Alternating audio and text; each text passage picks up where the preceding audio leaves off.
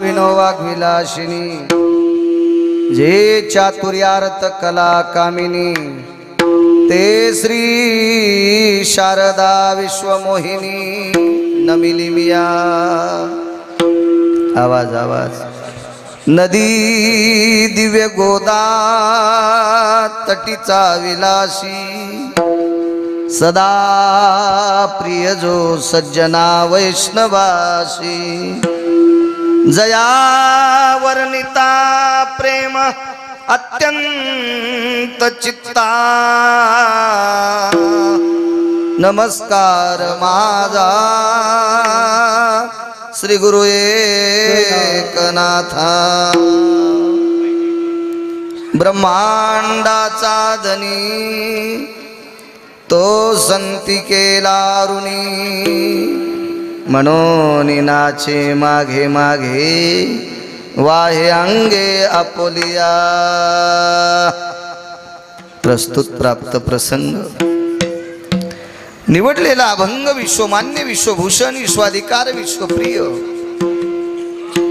देवमान्य शास्त्रमान्य शांतीब्रह्मनाथ बाबा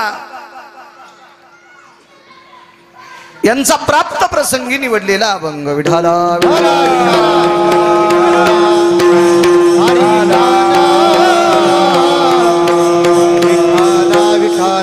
प्राप्त प्रसंगी निवडलेला अभंग माझ्या पैठणच्या मालकांचा आहे।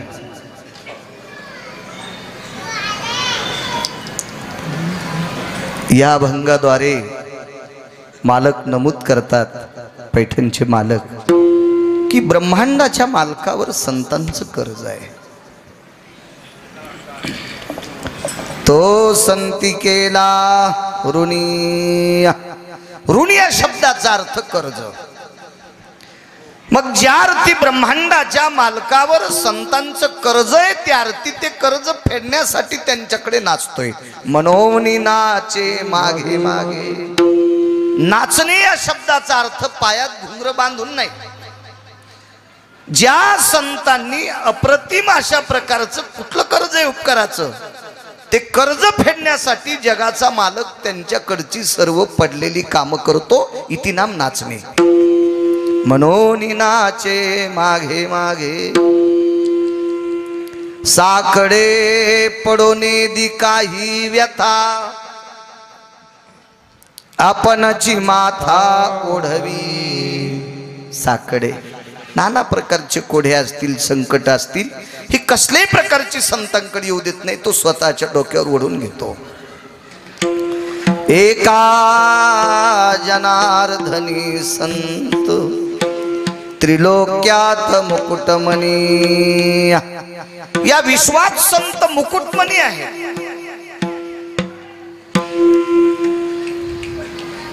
संतांचं भक्तीचं टोक, उपकाराचं टोक तपासण्यासाठी सत्यलोकाचा मालक विधाता याच्याकडे सुद्धा तराजू नाही। इतकं मोठं उंच शिखर संतांचं आहे। हा साधा सोपा सरळ अभंगाचा अर्थ विठाला हरी विठाला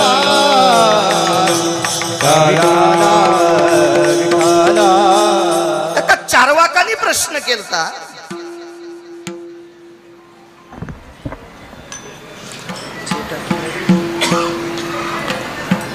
आचार्य असतील इकडे बोलणारे, ते बोलल्याशिवाय स्वयंपाक तरी कसा होईल, त्याची पण गरजच आहे। चारवाकांचा प्रश्न आहे, माझ्या पैठणच्या मालकांना प्रश्न केला, मालक संत भजन कोणाचं करते? विटेवरच्या मालकाचं, काशीतल्या मालकांचं। मग ज्या अर्थी संत काशीतल्या आणि विटेवरच्या मालकाचं भजन करतात त्या अर्थी मोठे कोण? चारवाकाचा प्रश्न आहे।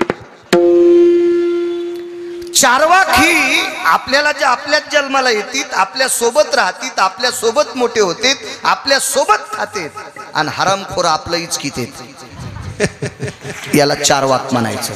चारवाक। मग त्यांनी विचारलं, संत जर विटेवरच्या मालकाचं भजन करतात तर त्या अर्थी संत देव मोठा आहे, मग मोठा संतांकडनं कर्ज कसं घेईल? अशी चार्वाकांची व्याख्या आहे. पण ते पैठणचे मालक आहेत, ते देहूतले मालक आहेत, ते आळंदीतले मालक आहेत, ते संत शिरोमणी नामदेव आहेत, नाथबाबा आहेत, सावता महाराज आहेत, सेना महाराज आहेत, रविदास महाराज आहेत, कबीर महाराज आहेत, मीराबाई, जनाबाई, मुक्ताबाई, सकोबाई, हे चार्वाकांना कसं मान्यता देतील? या अष्टादश संतांपैकी एकानं चार्वाकाला सांगितलं, जास्त बचर बचर करू नकोस. संत किती मोठे आहेत तुला माहित आहे? विटेवरचा मालक हा एवढा मोठा आहे, एवढा मोठा आहे, एवढा मोठा आहे. पण बोधले बाबा तुम्हाला आणि मलाच नाही, जगाला माहित नव्हता, जगाला. मग विश्वाला एखादा माणूस आमदार होता असेल, खासदार होता असेल, मंत्री होता असेल, जिल्हा परिषद सदस्य होता असेल, पंचायत समितीचा सदस्य होता असेल, सरपंच होता असेल, सोसायटीचा मेंबर होता असेल, तर याच्या पाठीमागे कार्यकर्ते असतात, त्याचे प्रचार प्रमुख असतात, हे लोकांना दाखवते ते अमके अमके आहेत. तशी संत एक विशिष्ट प्रकारची खोळ पांघरून बसलेला ब्रह्मांडाचा मालक हा वैकुंठात लक्ष्मी सोबत एकटाच होता. हा तुम्हा आम्हाला माहित नव्हता. सर्वात मोठा उपकार आणि सर्वात मोठं कर्तव्याचं कर्ज कोणतं असेल तर जगाचा मालक हा तुम्हा आम्हाला दाखवलाय, त्याचा प्रचार केला, हे महत्त्वाचं. तुझा देव मना आमोचिया भाव, तुझा देव मना एका विचारो ना राहिला, राहिला एका विचारो ना राहिला. आमोचिया भाव, तुझा देव मना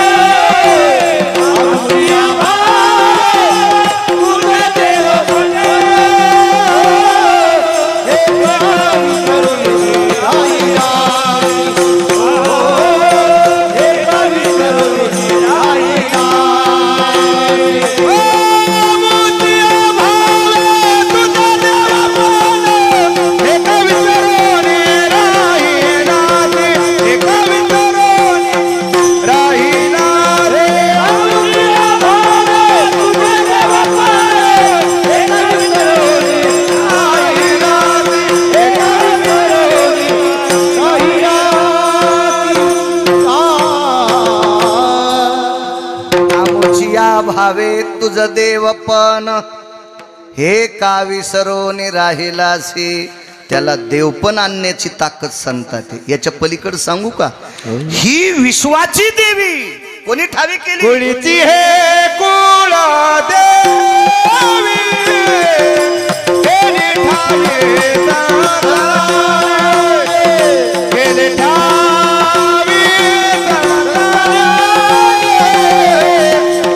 ठावी. कुळीची हे कुळा देवी केली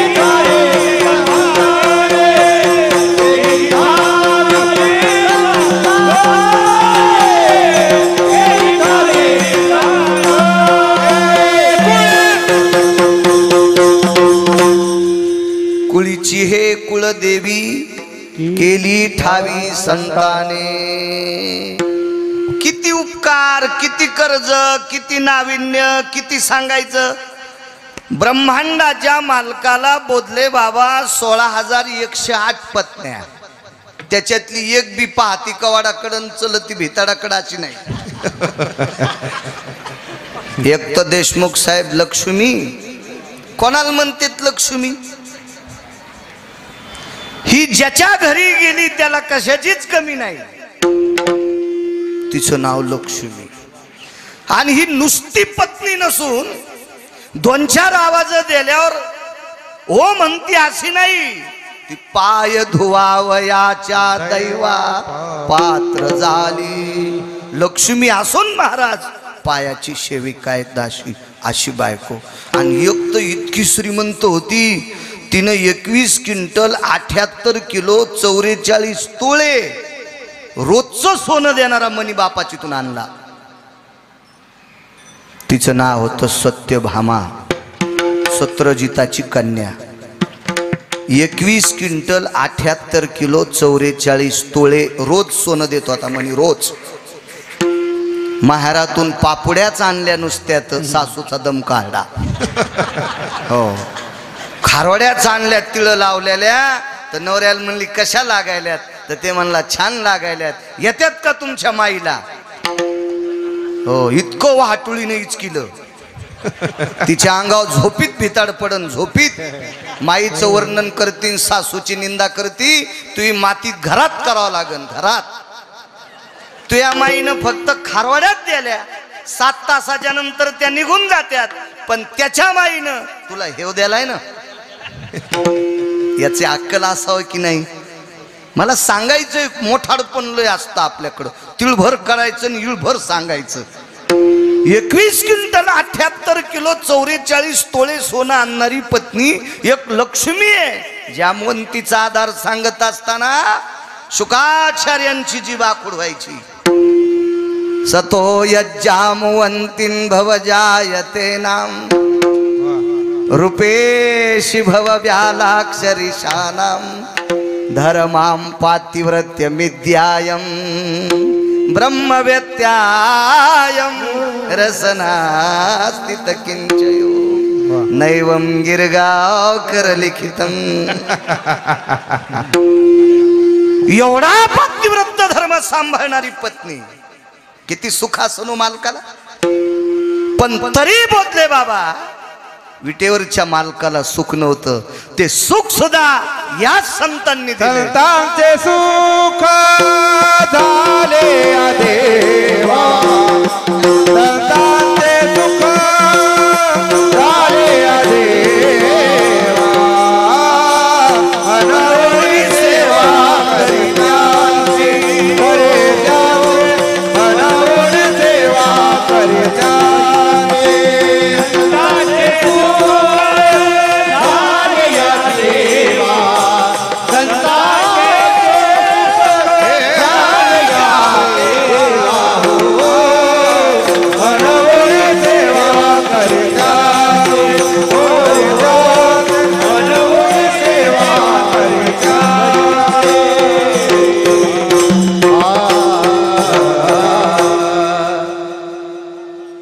बोधले बाबा, सुख सुद्धा संतांनी दिले. देवाकडे सुख नव्हतं. आमचे काय नाव पंड साहेब, सुख नव्हतं देवाकडे. मला असं वाटतंय विटेवरच्या मालकाकडे सुख नाही असं म्हणणं, त्यांचा अपमान करणं. बाळ्या मरेल, मरेल, गिरगावचा बाळ्या मरेल. पण पुराण सांगतंय, संत सांगतात, जर विटेवरच्या मालकाकडे वरे सुख असतं तर खाली आला असता का. कशा करता आलाय. ज्या सुखा कारणे देव वेरावला, ज्या सुखा कारणे देव वेरावला, वैकुंठ सोडे रता धने राहिला. वैकुंठ सोडे रता धने राहिला.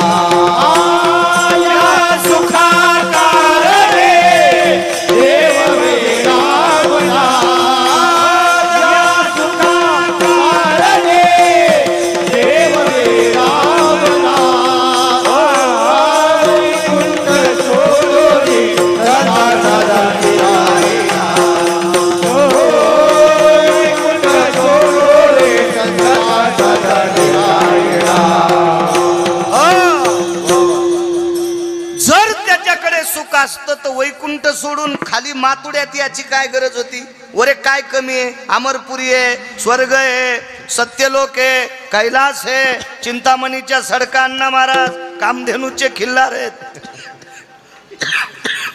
कल्पतरूचे उद्यान आहेत, सडका चिंतामणीच्या आहेत. एक जणाकडे गेलो बोधले बाबा, तर ते म्हणे तुम्हाला बातम्या पाहायच्या का.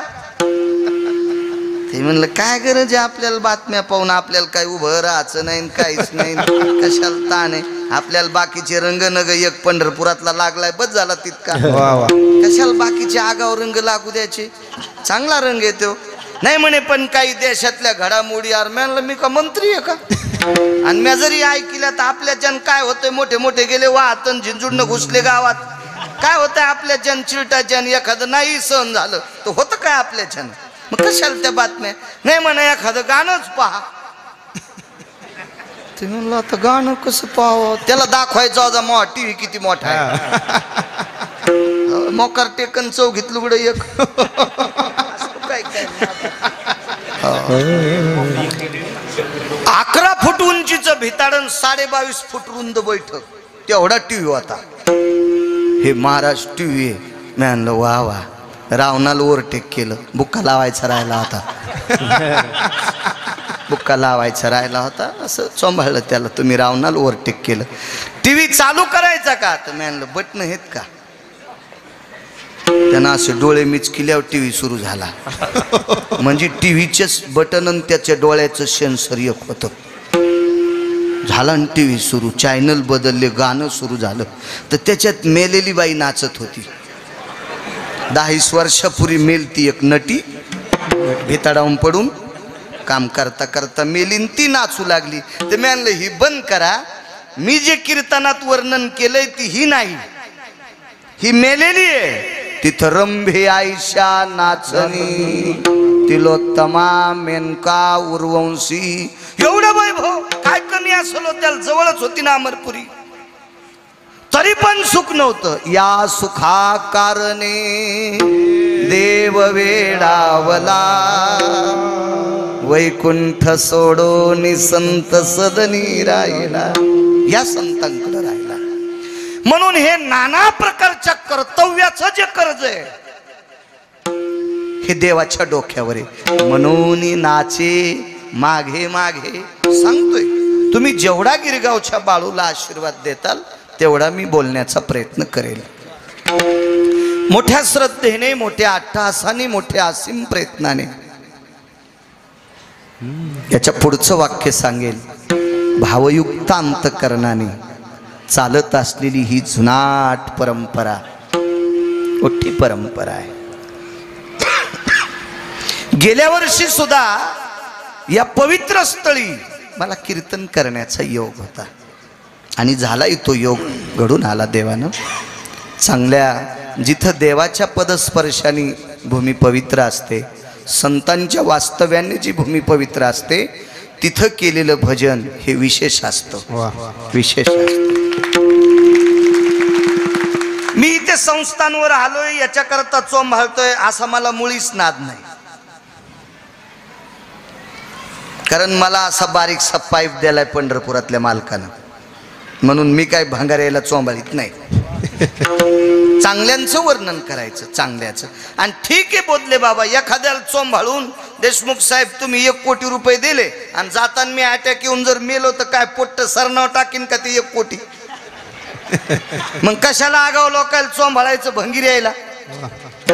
आपलं चांगलं किती करायचं हे संतांच्या देवांच्या हातात आहे. म्हणून वर्णन चांगल्यांचं करा. निंदा अथवा स्तुती करावी देवाची, कीर्ती मानवाची, इतराची स्तुती आम्हा ब्रह्महत्या एका विठ्ठला. वाचून त्या नाही भंगारेल चोंबाळायचं. ऐका पंडित जना तुमचे वंदितो चरणा, नका करू नाराजुती. हो माझे परितावी विनाशाची. ऐका पंडित जना तुमचे वंदितो चरणा, नका करू नाराजुती. माझे परितावी विनाशाची. संदेश उतार दादा. ऐका पंडित जन तुमचे पुढचं वाक्य ऐका. तुमचे वंदितो चरण, नका करू नरस्तुती माझी परिसावी विनंती. मालक म्हणतात पंडितांनो गबाळ्या गुबाळ्याचं वर्णन करू नका. एखाद्या पैशावाल्याचं वर्णन केलं काय होईल. रावण किती मोठा होता तरी 2:18 दुपारा आपटू हाणला. ज्याचं अख्खं गाव सोन्याचं होतं, अख्खं गाव सोन्याचं, तर त्याला 2 दुपारी 18 हाणलं तर 2-4 कोटीवाल्याला तर असा ठेसाळीतच मारीन ना. तू वर्णन संतांचं देवाचं पवित्र भूमी आहे. येतो योग कधी कधी आम्हाला बी नाईलाज आहे. लग्न केल्यामुळं वर्णन करावं लागतंय. तुम्ही जर मुक्त झाले त्याच्यातून मागणं पुढं फुफुटा उडव. आमचं अवघड आहे. आम्ही विरोधात गेल्यावर कसं धाकायचं. पवित्र ठिकाणी केलेलं कीर्तन भजन हे विशेष असतं. मी सांगत नाही. पैठणच्या मालकांकडे एक भूदेव आले आणि त्यांनी विचारलं संध्या कुठं करू. परमेश्वर बुवा कुठं करू संध्या. मालकाने सांगितलं देवघरात करा, तुळशीपाशी करा, गाईच्या गोठ्यात करा, गोदावरीच्या पात्रात करा. भूदेव होते पुढचे. त्यांनी विचारलं नाथ बाबा मला 4 ठिकाण कस काय सांगितले. ते म्हणले देवघरात केलेली संध्येचं पुण्य वेगळं, गाईच्या गोठ्यात केलेलं पुण्य अण्णा महाराज वेगळं, आणि तुळशीपाशी केलेलं पुण्य वेगळं, आणि पवित्र गंगेच्या तटावर केलेलं पुण्य विशेष वेगळं. ठिकाणाची ताकद असती. स्थान महात्म्य म्हणायचं. जेथे आठवती स्वामीचे ते माया, स्वामीचे ते माया, जेथे आठवती स्वामीचे ते माया, जेथे आठवती स्वामीचे ते माया. उत्तम ते ठाया रम्य स्थळ, उत्तम ते ठाया रम्य स्थळ, उत्तम ते ठाया रम्य स्थळ, उत्तम ते ठाया रम्य स्थळ. त्याला रम्य ते पवित्र रम्य स्थळ आहे जिथे विटेवरच्या मालकाचा वास आहे. गेल्या 200-300 वर्षाची परंपरा मोठ्या विस्तृत पद्धतीने ब्रह्मांडाच्या मालकाची पताका खांद्यावर घेऊन चालणारी ही बोधलेराज परंपरा फार मोठी परंपरा आहे. जुनाट परंपरा. तुका मन देवा जुनाट हे माझी सेवा, जुनाट हे माझी सेवा, जुनाट हे माझी सेवा. तुका मन देवा जुनाट हे माझी सेवा, जुनाट हे माझी सेवा, जुनाट हे माझी सेवा. वा बापू वा वा वा वा. देवाला सुद्धा ते आवडतंय. देऊतल्या मालकानं सांगितलं देवाला. असो ही परम पावन परंपरा सद्गुरू रामचंद्र बाबांची कितवी पुण्यतिथी. 41वी पुण्यतिथी. आता 9 वर्षानं 50व्यात जाती. मोठा करू 50वा. खूप मोठा. वा काय होतंय या संतांचे उत्सव मोठे केले की पंढरपुरातला मालक खत खत खत खत हसते. त्याला अंतकरण त्याचं भरून येतंय, त्याला आनंद होतंय. कारण संतांच्या उत्सवात संतांचं वर्णन होतंय. जे भक्त चरित्राते प्रशंसते ते किती आवडते त्याला. तेही प्राणा परोते निरुते भक्त चरित्राते प्रशंसते. अशा संतांचे उत्सव केले की देवाला प्राणापेक्षाही उत्सव करणारी माणसं आवडतात. मोठं करू. तू कमाने संत सेवा, एकी देवा उत्तम, एकी देवा उत्तम, एकी देवा उत्तम. कमाने संत सेवा, एकी देवा उत्तम, एकी देवा उत्तम, एकी देवा उत्तम. देवाला ती सेवा आवडती. जुनाट परंपरा.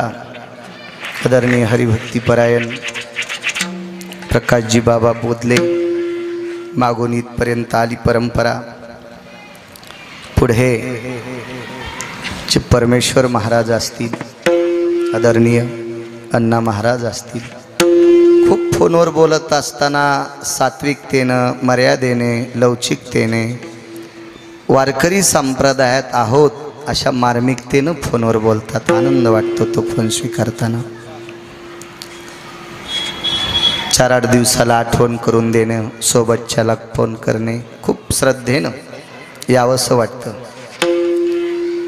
या परंपरेतल्या सात्विक, सदाचारी, पुण्यशील महात्म्यांना गिरगावकराचा नाक घासून प्रणाम. प्रकाश बाबा असतील, परमेश्वर महाराज असतील, अण्णा महाराज असतील, आदरणीय या परंपरेतले उत्कृष्ट कीर्तनकार बाप्पा असतील.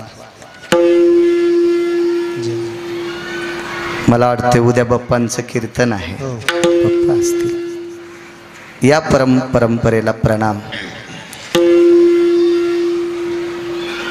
संत शिरोमणी नामदेवरायांचे सुद्धा बऱ्यापैकी सप्ते ह्या वर्षात तुमच्या मार्गदर्शनाने महाराजजी झाले.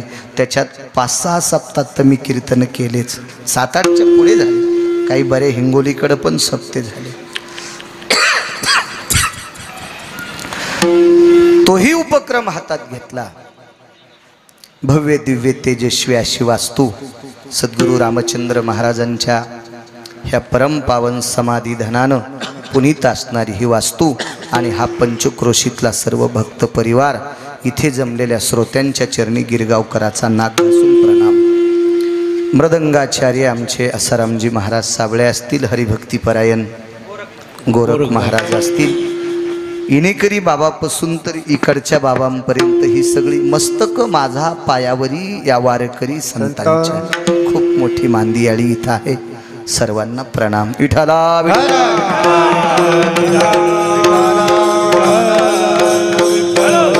पवन, तुझी साऊंड सिस्टीम बी छान आहे, मला गोड वाटली. तुलाही प्रणाम. आजचं कीर्तन करण्याचा योग आदरणीय डॉक्टर हुशे साहेब, जालना हॉस्पिटल, त्यांनी तपासलं, जरासं बरं केलं आणि मला असं चांगलं बोलता आलं. बापू सोबत होते. हुशे साहेबांना सुद्धा धन्यवाद. विठाला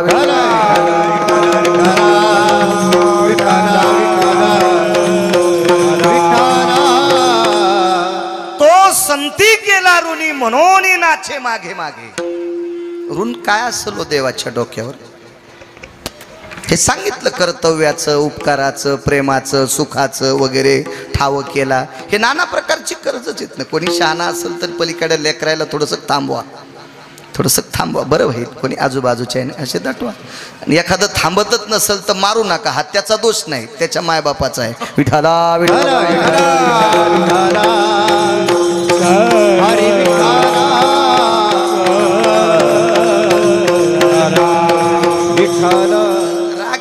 मायकांना लेकराला बोलल्यावर. कारण आपल्याकडे इतके देव असून बी सैलानी पोस्तूर बोकडे कापायलेत पोरं होण्यासाठी.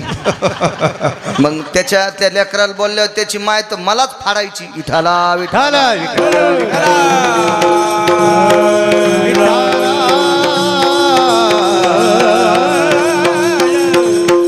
जाते बऱ्यापैकी फिरायला यायला, त्याला मसुबायला यायला, त्याला बोकडे कापितेत नवसायसाठी. कालांतराने नवरे कापुनी म्हणजे बरं आहे. विठाला विठाला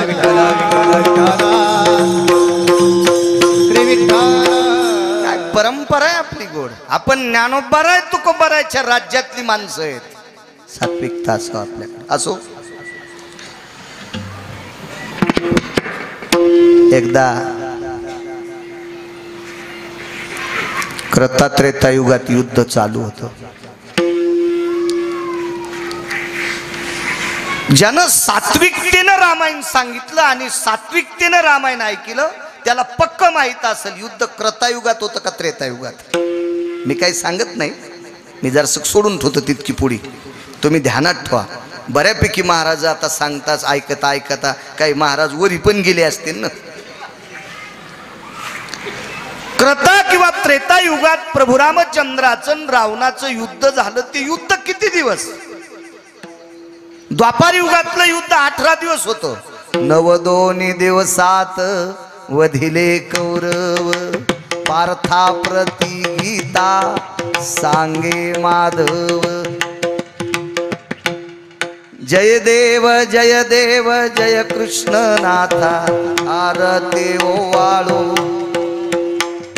भावार्थे ओवाळू तुझ लक्ष्मीकांता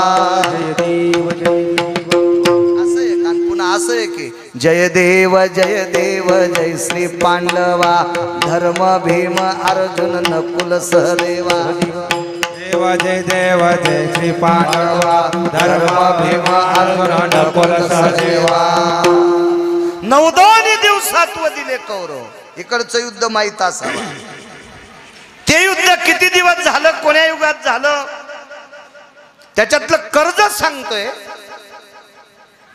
या युद्ध प्रसंगामध्ये 19 लोकांचं पंढरपुरातल्या मालकावर कर्ज होतं त्याच्यापैकी एका पाखराचं होतं आणि 9 वानरापैकी एका वानराचं होतं दोघांचीच नाव सांगेल एका पक्षाचं सांगेल एका वानरांचं सांगेल कर्ज आहे देवाच्या डोक्यावर कर्ज कारण 2-4 पुस्तकं शिकलेला आमचा एक पाहुणा भेटला मला येडगळ होत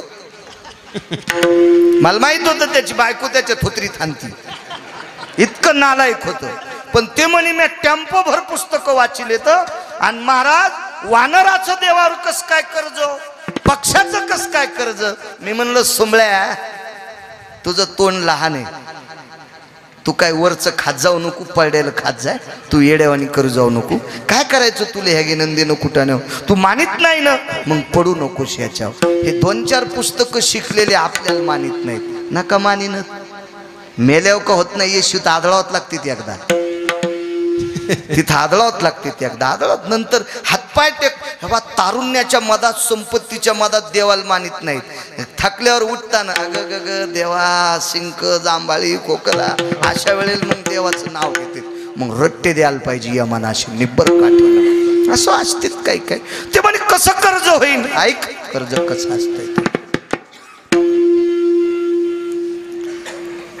कश्यपाचा नातू होता एक त्याचं नाव आहे जटायू पक्षी आहे तो पक्षी आहे मिरे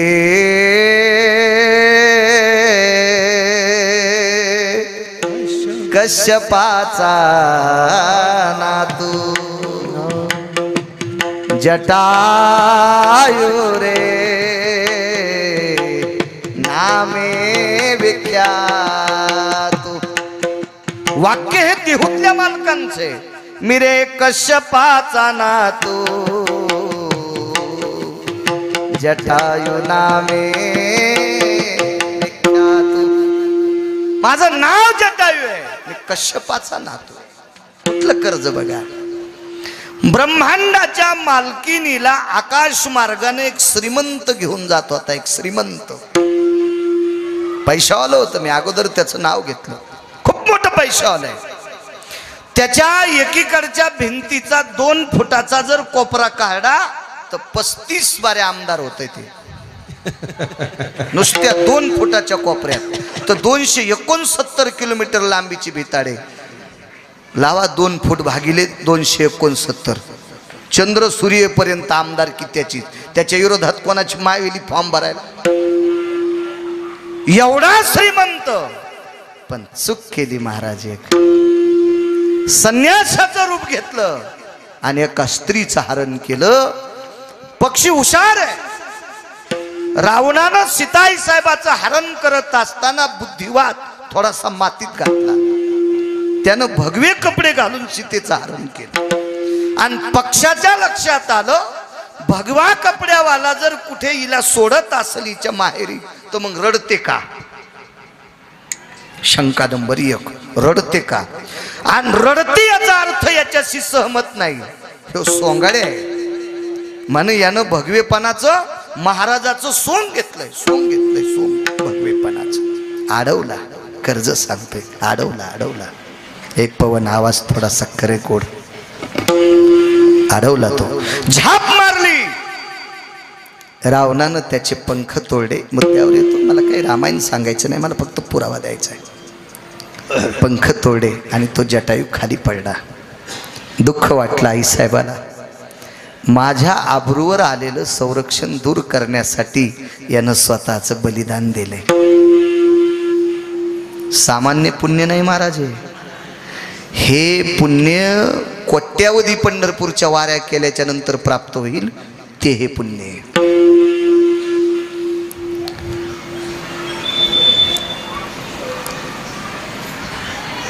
जाता जाता आई साहेबांनी सांगितलं, बाळा मला माहित होतं रे हा निर्दयी आहे, पण एक काम कर, मी ज्याचं स्मरण करते त्याचा अंतःकरणात तू ध्यान कर. मन नाही म्हणली, कारण पक्षाला काय भजन करता येईल, असा एक मुद्दा आहे. आणि एक जर मुद्दा देहूतल्या मालकाचा पाहिला तर पक्षी सुस्वरे आळविती, दगडाच्या टाळामधुनी. संतांनी कृपा केल्यावर जडातून सुद्धा स्वर निघतोय, पक्षी सुद्धा गोड गातात. तर मग सीताई साहेबाच्या म्हणण्यानुसार जटायूला तरी वाणी काय येणार नाही. त्यांनी ब्रह्मांडाच्या मालकाचा धावा केला आणि विटेवरचा मालक तिथं धावा आला. कर्जही सांगतो म्हणजे ऋणही सांगतो आणि नाचणेही सांगतो. 3 मुद्दे मांडतो तुमच्याकडे छोटे छोटे वेळात. मला वाटतं 7ला सोडून 9ला सोडून द्यायचंय. 7 ते 9 असते ना, हो, त्याच्यानंतर जेवणे असतात. योग असा आला, भगवंतानी त्याच्याकडे पाहिलं, तो जिवंत होता. लालबुंद त्याचं शरीर आहे जटायूचं. खाली बसले प्रभू, जटायूकडे बघितलं आणि त्याचं डोकं मांडीवर घेतलं, पक्षाचं डोकं मांडीवर घेतलं. विश्व ज्याच्या ताब्यात आहे त्याला जगाचा बाप म्हणतात. मांडीवर घेतलं डोकं. त्याच्या स्वतःच्या रक्ताने त्याचं लालबुंद तोंड झालतं. हे लालबुंद झालेला चेहरा, त्याला माती, बारीक खडे असतील, काड्या असतील, पानं असतील, हे सगळं त्याच्या तोंडाला भरून गेलतं. पुसावं कशानं? भगवंताकडे पुसण्यासाठी वस्त्र नव्हते, कारण 7व्या अवतारातले प्रभू रामचंद्र पंढरपुरातले मालक 14 वर्ष 27 दिवस वल्कल्ला अंगावर होते. झाडाची साल होती देशमुख साहेब, कसं अंग पुसता येईल. पण एक दुसरा नियम लक्षात आहे का, आमचा एक मित्र रामायण सांगत होता. म्हणे जटायूच्या जवळ प्रभू रामचंद्र गेले बरं का, आणि काय सुंदर उपर्ण काढलं बरं का, आणि त्या उपरण्याने जटायूचं तोंड पुसलं बरं का. रे म्हणलं, पाहुण्या तू माणसं मारशीन असं रामायण सांगितलं, तू वेड्यासारखं करू नको. व्रतस्तो भय जायते न त्रेती यस्सर्वाय पुनितो न खिलयं वल्कल्ले सकाय गर्भस्थितो परिधानाय चर्यजनाम. या कायेच्या वरती झाडाची साल पांघरलेली होती, वस्त्र नव्हते. व्रतस्थ आहे, पण व्रतस्थ माणसं दाढी करीत नाहीत, कटिंग करीत नाहीत. मग 14 वर्षाचा काळ, मागचा पुढचा मधला थोडासा सोडून द्या, एवढ्या दिवसापासून जटा किती लांबल्या असत्याल. भ्रुकुटी सोडिली जगन निवासे,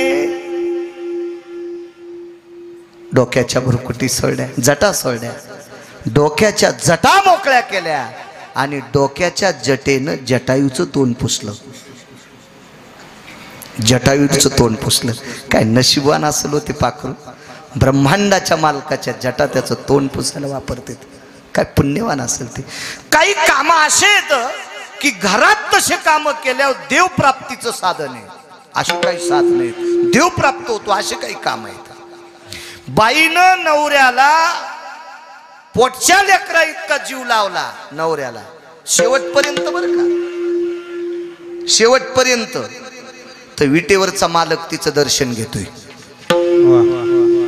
पण आपलं कसं होतं माहितीये का, 1-2 लेकर होईपर्यंत वगैरे वगैरे वगैरे वगैरे, आलात का बसा जेवा वगैरे छान. आणि पोराचं लग्न झालं, नातू झाला की कुत्र्याच्या नातवाच्या म्हाताऱ्याच्या ते कुत्र्याच्या भाकरी संगच ते आपलं गोठ्यावर झोपलेलं म्हाताऱ्याच्या कुत्र्याच्या भाकरी संगच. असं नाही, असं नाही, असं नाही. घरी असलेल्या सासऱ्याची सासूची निष्ठेनं सेवा केली की विटेवरचा मालक खांद्यावर घेऊन नाचतोय. इतकी मोठी ताकद आहे. ते पण पुरावे, ते पण कर्जाच्याच यादी ते. पण वेळ मोज काय, किती सांगायचं. बैल 2 आणि जमीन 300 एकर, एवढी कशी पाळी व्हायची. मांडीवर डोकं घेतलं आणि भगवंतानं बोलायला सुरुवात केली. जटायू हुशार आहे. जटायूने विचार केला, भगवंताच्या चेहऱ्याकडे बघून त्यानं आकाशाकडे बघितलं. अण्णा महाराज, तर आकाशात सूर्याचं बिंब दिसत होतं. तर आकाशातल्या सूर्याच्या बिंबाकडे पाहत असताना त्यानं तात्काळ शहानिशा अशी केली की भगवंताच्या चेहऱ्याकडे बघितल्याच्या नंतर सूर्याचं बिंब क्षीण वाटतंय. याचा अर्थ सूर्याला तेज देणारा हाच आहे. तुझी या कृपेने वेदाशी बोलणे, सूर्याशी चालणे, तुझी या म्हणजे सूर्याला सुद्धा तेज याच्यापासूनच मिळतंय. त्या अर्थी हा किती मोठा असेल. मग याला बोलण्यात वेळ घालण्यापेक्षा आपण याच्याकडे पाहत राहू.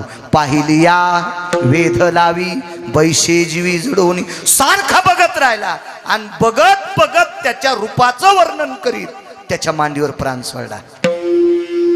या विश्वात अधिकारी लोक आहेत, खूप अधिकारी. त्याच्यातले 2च सांगतो. कलियुगामध्ये विटेवरच्या मालकावर प्राण, पायावर प्राण सोडायचं भाग्य कानोपात्रेला मिळालं. आणि मागच्या युगात जटायूला मांडीवर देह सोडायचं प्राण मिळालं. पायावर अजून एका बाईनं देह सोडला. तिचं नाव शबरी आहे. विठाला विठाला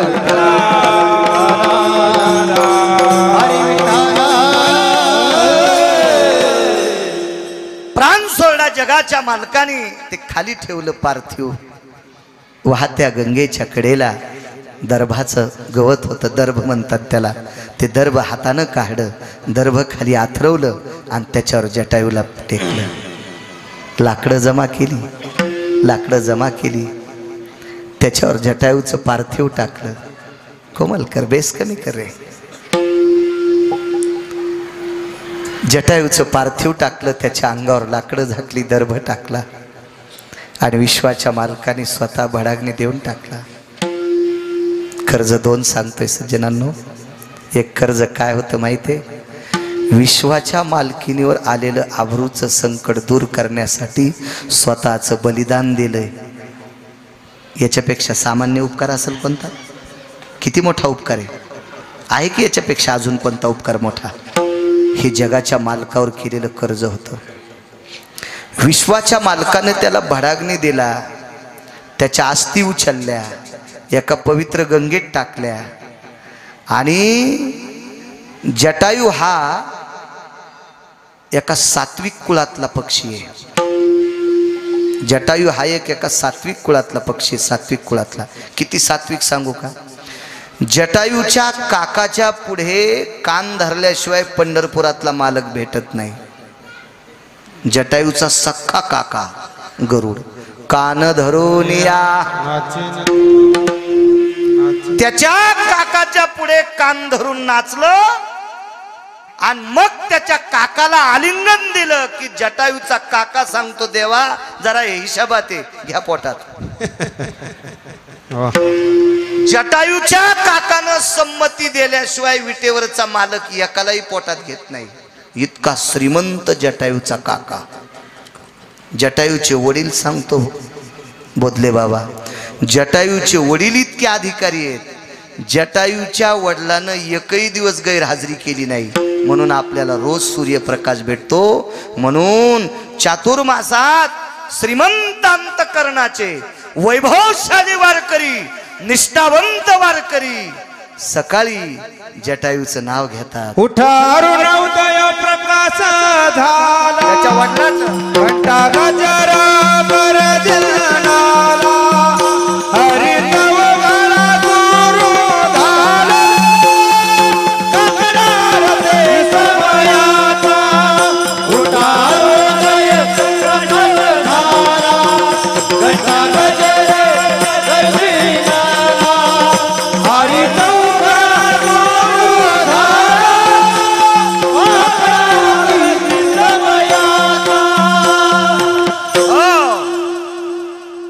जटायूचे वडील किती श्रीमंत. उठा अरुणोदय प्रकाश झाला, उठा सूर्योदय प्रकाश झाला.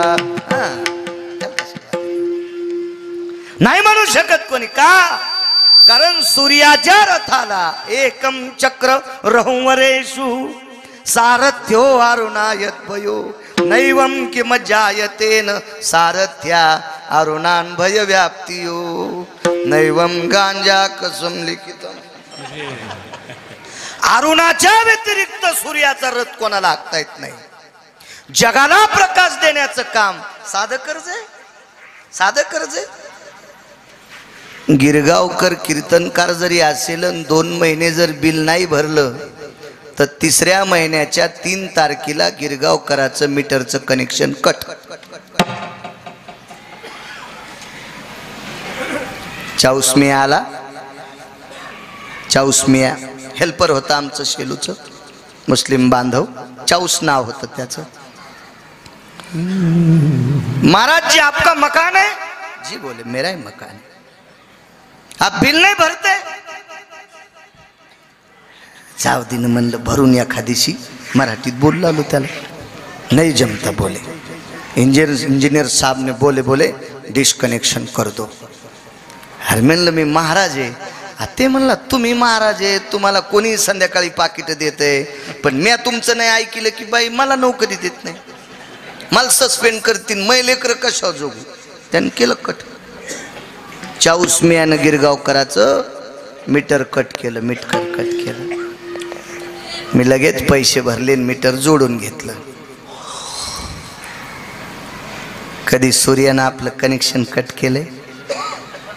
मग सकाळी उठल्यावर त्याच्याकडे पाहताना जराशी वाटली पाहिजे. सकाळी उठल्या उठल्या पूर्व दिशेकडे पाहताना जराशी वाटली पाहिजे. साखर वाटली पाहिजे का लाज? थोडीशी त्याच्याकडे बघून वाटली पाहिजे. करम द्वयम भास्कराय येन प्रकाशो दिवाकरा त्वमं फलिताय सृष्टियो त्वमं फलिताय सृष्टियो भोक्तव्यम जनहिताय च. त्याच्या सूर्याच्या प्रकाशाशिवाय या विश्वातला एकही तरू फलित होत नाही. एवढी मोठी ताकद त्याची आहे, म्हणून आपण कधी कधी त्याला नमस्कार करायला पाहिजे. जगाला प्रकाश देणाऱ्या सूर्याचा रथ अरुणाने हाकलाय. हे सामान्य कर्ज आहे. आणि त्या अरुणाचा पुत्र जटायू, जटायू नामे विख्यातू मी रे कश्यपाचा नातू. मी कश्यपाचा नातू. पक्वाद वरी गेलीत का जरा? त्या अगोदरच वाजू लागले तुम्ही जोर जोरात. आवेशात आलं की होतंय तुमच्याकडून बी तसं एखाद्या वेळेस. विठाला विठाला विठाला हरी विठाला. आज थोडंसं दण आणल्यामुळं वाटतंय, नाही तर काय होत नाही, चलत राहते. काय लोक वाट्या काट्यावर आरडायलेत, त्याच्यापेक्षा इथं आरडायलेलं किती चांगलं याची नोंद आहे ना. तिकडे भाडायलेत काही बिगा पाहण्यालेत. हे देवाच्या डोक्यावर कर्ज होतं. मग एवढ्या पवित्र कुळातला जटायू आहे म्हणून 3 दिवस दक्षिणेकडे तोंड करून तर्पणविधी केला पंढरपुरातल्या मालकानं. त्याच्यासाठी तर्पणविधी हा दक्षिणेकडे तोंड करून करावा लागतो. कारण पवित्र कुळात आलेला जटायू एका क्रोधी आणि काही वेळापुरत्या स्त्रीलंपट माणसाच्या हाताने याला मृत्यू आलाय. रावणाकडे व्याभिचार होता बरं. सीतेला स्पर्श करायची ताकद रावणात नव्हती, तरी पण रावणाला सीता आवडत होती. स्पर्श करायची ताकद का नव्हती महाराज? कारण सीताई साहेब ज्या ठिकाणी बसल्या ती जागा बऱ्याच दूरवर राम राम म्हणत होती. जेथ सीतेची वस्ती घडे राम राम स्मरती झाडे. मग रामाच्या व्यतिरिक्त सीतेच्या जवळ कोणी गेला की त्याचा काम शिल्लक राहत नव्हता. आणि ज्याचा काम शिल्लक राहत नाही त्याला सीता का गळ्यात बांधायची का? पण स्त्री लंपट होता. त्याचा भाव मात्र तिच्यावर होता. आवड होती त्याला, वासनिक होता तो. आणि अशा क्रोधी अविश्वासी, महाराजाचं रूप घेतलं खोटं, अविश्वासी क्रोधी स्त्री लंपटे आणि अशा पुरुषाच्या हाताने पवित्र नामधारकाला मरण आलंय, पवित्र कुळातल्या व्यक्तीला मरण आलंय. याचा पिंड यत मोक्षो गयो नारायणोस्ततेवचा. मी 27 वर्षापूर्वी कर्मकांड करायचो. यानंच भूतंबय स्थित जज्ञिरे सर्वरूपे अपसव्यापसव्य यज्ञोपविता यत् लुप्त पिंडो गयावरजनो तीर्थराजा भवस्थितो मुष्टिको तंदुला यज्जायते रक्तचंदनः अरक्त पुष्पादिही अंगुष्टादि स्नान भयो. हे करायचो 27 वर्षापूर्वी. आता नाही करीत, पण ते मेमरी कार्डावर डाटा आहे त्यावेळेतलं. हे मंत्र जगाच्या मालकाने विद्वान महात्मे बोलून जटायू करता 3 दिवसाचा तर्पण विधी केला, दक्षिणेकडे तोंड करून.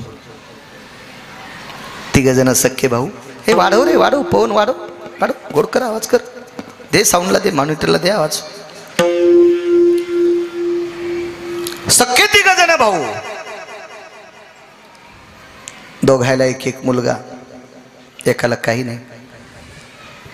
सारखी जमीन, 70-70, 80-80, 90-90 एकर भारदस्त जमीन. पण ज्याला काही नाही तो मृत्यू पावला. त्याचं प्रेत भिंतीला टेकवलं, कपाळाला नाणं लावलं. त्याची पत्नी बाजूला बसलेली आहे, ती रडत होती. तेवढ्या अवकाशात भावकीच्या एका व्यक्तीने विचार केला, सगळी पाहुणी आली, प्रेत आता आंघोळी करता बाहेर काढा. मनोनी नाचे मागे मागे सांगतोय, जगाचा मालकाच्या डोक्यावर कर्ज आहे, मनोनी नाचे मागे मागे.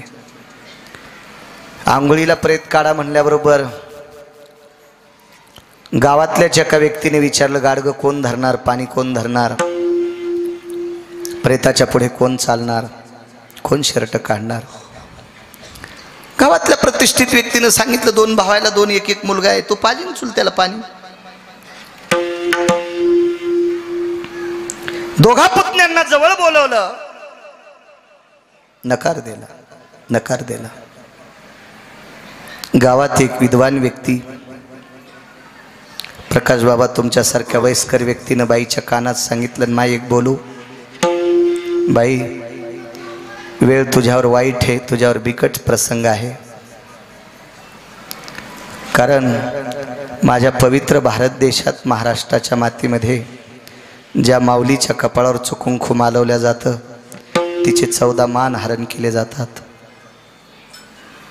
त्याच्यातला पहिला मान आहे, मालकाचं प्रेत उंबऱ्याच्या बाहेर काढलं, मालकाचं प्रेत उंबऱ्याच्या बाहेर काढलं की गावातली एक विधवा स्त्री जवळ येते आणि तिच्या कपाळावरचं कुंकू पदरानं पुसून टाकते. पहिला मान जातो. दुसरे 2 मान आहेत, ज्या वेळेला प्रेत मशानभूमीत जाळल्या जातं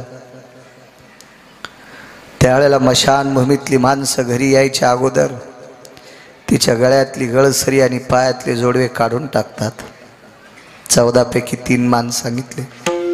14ची 14 मान ज्या स्त्रीचे हरण होतात, असं जिचं समोर दुःखाचं खड्ग, दुःखाचं थारोळं, दुःखाचं गाठोडं तिच्या बाजूला आहे आणि तिच्यावर 15वं संकट आहे, आपल्या मालकाला पाणी कोण पाहिजे.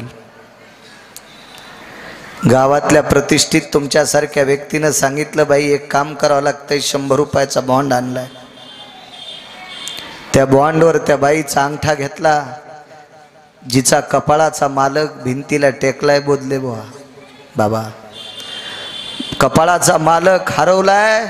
अशा अवस्थेत प्रेताच्या बाजूला बसलेली पवित्र भारतीय संस्कृतीची स्त्री 100 रुपयाच्या बॉन्डवर अंगठा देते आणि अंगठ्याच्या वरी लिहिलंय, जो कोणी हिच्या पतीला पाणी पाजील त्याला 10 एकर जमीन सुपरूत करण्यात येईल.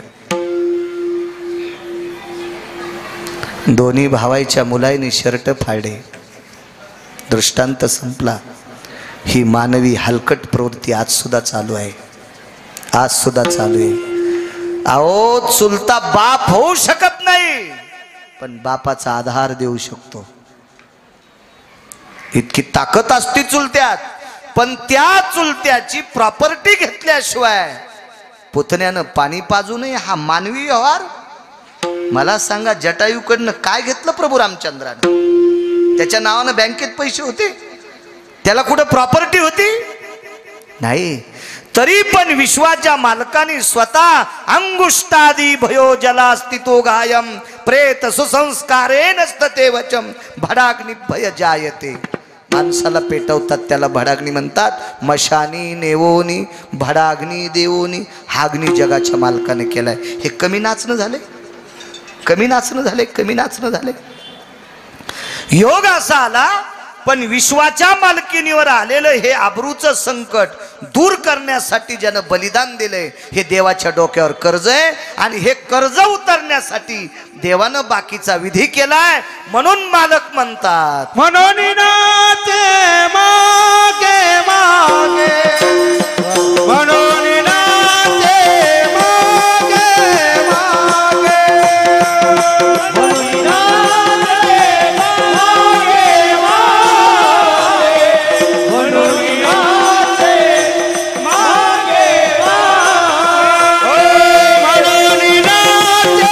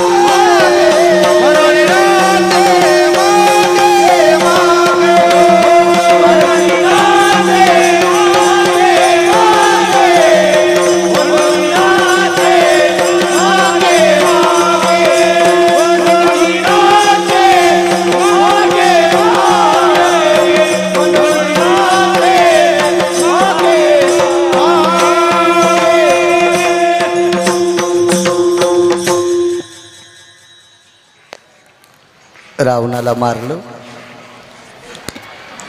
सीताई साहेबाला दिवे दिलं आणि राजा रावणाकडे 14 विमानं होती. त्याच्यापैकी एक कामग नावाचं विमान आमंत्रित केलं. त्या विमानामध्ये प्रभू रामचंद्र सीताई साहेब बसले. आकाश मार्गाने विमान शरयूकडे निघालं आणि रस्त्याने जाता जाता विमान एका जंगलात थोडंसं थांबवलं आणि बिभीषणाने प्रभू रामचंद्राचा सन्मान केलता. सुवर्ण कमळाच्या फुलाचा हार घालून सुवर्ण कमळाच्या फुलाची माळ घातली होती प्रभू रामचंद्राच्या गळ्यात. बरोबर विमान थांबल्या गेलं. त्याच्यातलं एक सुवर्ण कमळ काढं बोधले बाबा. आणि विटेवरच्या मालकाने 7व्या अवतारात एका जंगलात एका जागेवर ते सुवर्ण कमळ टाकून दिलं. आईसाहेबांनी विचारलं प्रभू एक बोलू? तुमच्या गळ्यातलं सुवर्ण अमूल्य किमतीचं सुवर्ण कमळ तुम्ही इथे टाकलं याचं कारण काय? असू दे सीते, सांगा ना मालक, सांगा ना. फार दिवस झाला आपल्याला बोलायला भेटलं नाही मालक, सांगता? बोला ना मालक. विमानातून जाता जाता आपण बोलत जाऊ, बोलू आपण.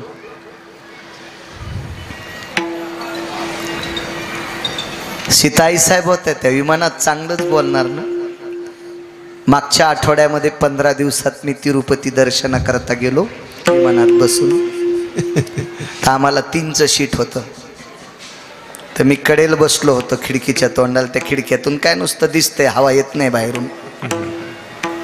तर त्या खिडकीच्या तोंडाला बसलो आणि माझ्या बाजूला एक आपल्या महाराष्ट्रातले होते, महाराष्ट्रातलेच असतील, पती आणि पत्नी बसलेले होते.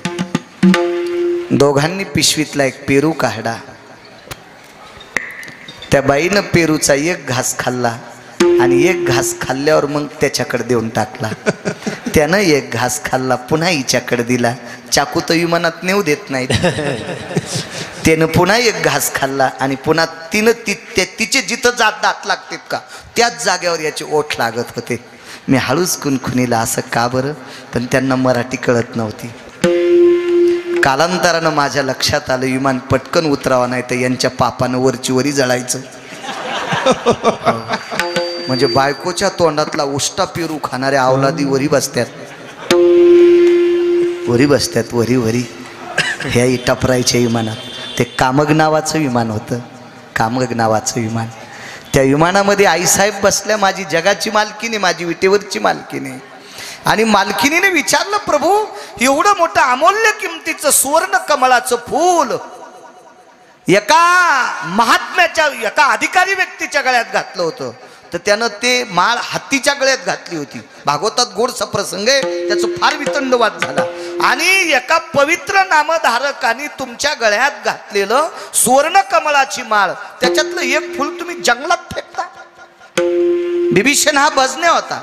तुका म्हणे अग्नी झालासे शीतळ आणि प्रतापे सबळ नामाची. बिभीषणानं नामाच्या बळावर त्याचं घर जळू दिलं नव्हतं, हे तुकोबाराय म्हणतात. त्या अर्थी बिभीषण हा नामधारक आहे. आणि भजने अधिक राजा आहे, वारकरी अधिक राजा आहे. आणि अशा राजानं केलेला सन्मान, त्याच्यातलं फूल तुम्ही जंगलात का टाकलं? तर भगवंताने विमान स्थिर केलं आणि सांगितलं, सीते मी सांगितलेलं वाक्य हे गोड गोड गोड, तुला ऐकण्याची मानसिकता आहे, क्षमता आहे, ती अवस्था आहे तुझ्यात? सांगा मालक सांगा. ऐक ना सीते, ज्या वेळेला एका पर्णकुटीत तू असताना तुझं हरण कोणी केलं? रावणाने. बघ तुला मदत कोण केली? एक न एक चित्र बोधले बाबा. सीता आईसाहेबाच्या ध्यानात आलं आणि आईसाहेब सांगत होत्या, मालक एक पक्षी होता, मालक एक पक्षी होता, त्या पक्षाने निष्ठुर रावणाच्या तावडीतून वाचावा, मी त्याच्या जाचातून मी मुक्त व्हावा, याच्याकरता मालक त्या पक्षाने स्वतःच बलिदान दिलंय. मालक त्या निष्ठुर रावणानं त्याचे पंख तोडलेत. विटेवरच्या मालकाने सांगितलं, सीते जो जटायू तुझ्या चारित्र्या करता, तुझ्या आबरू करता ज्यानं स्वतःचा प्राण त्यागला, तो इथेच मृत्यू पावला होता. त्याचा अंत्यविधी या स्थळावर केला सीते, या स्थळावर केला. त्याच्या कर्जाच्या बोजातून उत्तीर्ण होण्यासाठी, त्यानं केलेल्या आपल्या डोक्यावरच्या कर्जाच्या बोजातून उत्तीर्ण होण्यासाठी माझा केलेला सुवर्ण कमळाच्या फुलाच्या माळेनं सन्मान, त्याच्यातलं एक फूल त्याला तर्पण म्हणून टाकतोय, आदरांजली म्हणून टाकतोय. विमान थांबल्या गेलं. आईसाहेबाचं अंतकरण गहिरून आलं आणि विमानातून डोळ्यातलं पाणी टपटप पडत होतं. यालाच म्हणतात मनोनी नाचे मागे मागे. नाचतोय तो जगाचा मालक. अजून एक पुरावा ऐका, वेळ अर्धा तास शिल्लक आहे. युद्ध चालू असताना मी तुम्हाला सांगितलं होतं, एका पक्षाचं आणि एका वानराचं कर्ज सांगेल. पक्षाचं कर्ज ऐकलं, याही कुळातलं 5 मिनिटात कर्ज सांगेल. एक वानर आहे, त्या वानराचं नाव आहे गंधमादन. गंधमादन नावाच्या वानराने भगवान प्रभू रामचंद्राच्या आणि रावणाच्या युद्धामध्ये प्रभू रामचंद्राच्या पक्षाकडून ध्वज धरायचं काम केलं. जसं आपल्या दिंडीमध्ये पताका असती, पताका, तशी युद्धाला एक ध्वज असतो. आणि युद्धातला ध्वज हा प्रत्येक व्यक्तीचा वेगळा वेगळा. महाभारतातले ध्वज पा, कर्णाचा ध्वज वेगळा, भीष्माचार्याचा ध्वज वेगळा, अर्जुनाचा ध्वज वेगळा, भीमाचा ध्वज वेगळा, नकुलाचा ध्वज वेगळा. प्रत्येक राजा महाराजांचे ध्वज वेगळे, द्रोणाचार्यांचा ध्वज वेगळा. अशी एक धर्माची पताका होती. पण प्रभू रामचंद्राच्या पक्षात एकच ध्वज होता, तो भगव्या रंगाचा ध्वज. आणि तो ध्वज गंधमादनाच्या हातात होता. इतकं चंचळ, इतकं चपळ, इतकं तापड वानर ते. लहान्या मालकाने एके दिवशी शब्द टाकला, म्हणजे लक्ष्मणजीनं, का रे हे गंधमादन, तू एवढा उड्या मारतो, पण लक्षात ठेव या धर्मध्वजावर तुझं किती प्रेम आहे, प्राणापेक्षा जास्त. ते गंधमादन वानर म्हणे, लहाने बालक, एक तर मी तुम्हा दोघांचा भक्त आहे. वानराचं वाक्य ऐका, प्रभू मी तुम्हा दोघांचा भक्त, एक पुरावा. आणि दुसरी गोष्ट, तुमच्या सारख्याचे पाय सापडले ही भगवान शिवशंकराची कृपा आहे. मारुतीराय कोण होते? ध्वजस्तंभावरी वानरू ते मूर्तिमंत शंकरू देशमुख साहेब. प्रत्यक्ष शिवशंकर मारुतीराय. आणि अशा मारुतीरायाची करंगळी धरून आम्हाला तुमचे पाय बघायला भेटलेत. एवढ्या मोठ्या पठ्ठ्याचा आशीर्वाद आहे आमच्या पाठीमागं. काय आम्ही सामान्य आहेत आणि झेंडा धरायची ताकद आमच्यात नाही, इतकं चपळ वानर. पण कर्म नो गहनो गती. एके दिवशी एका राक्षसाने बाण मारला. विठाला विठाला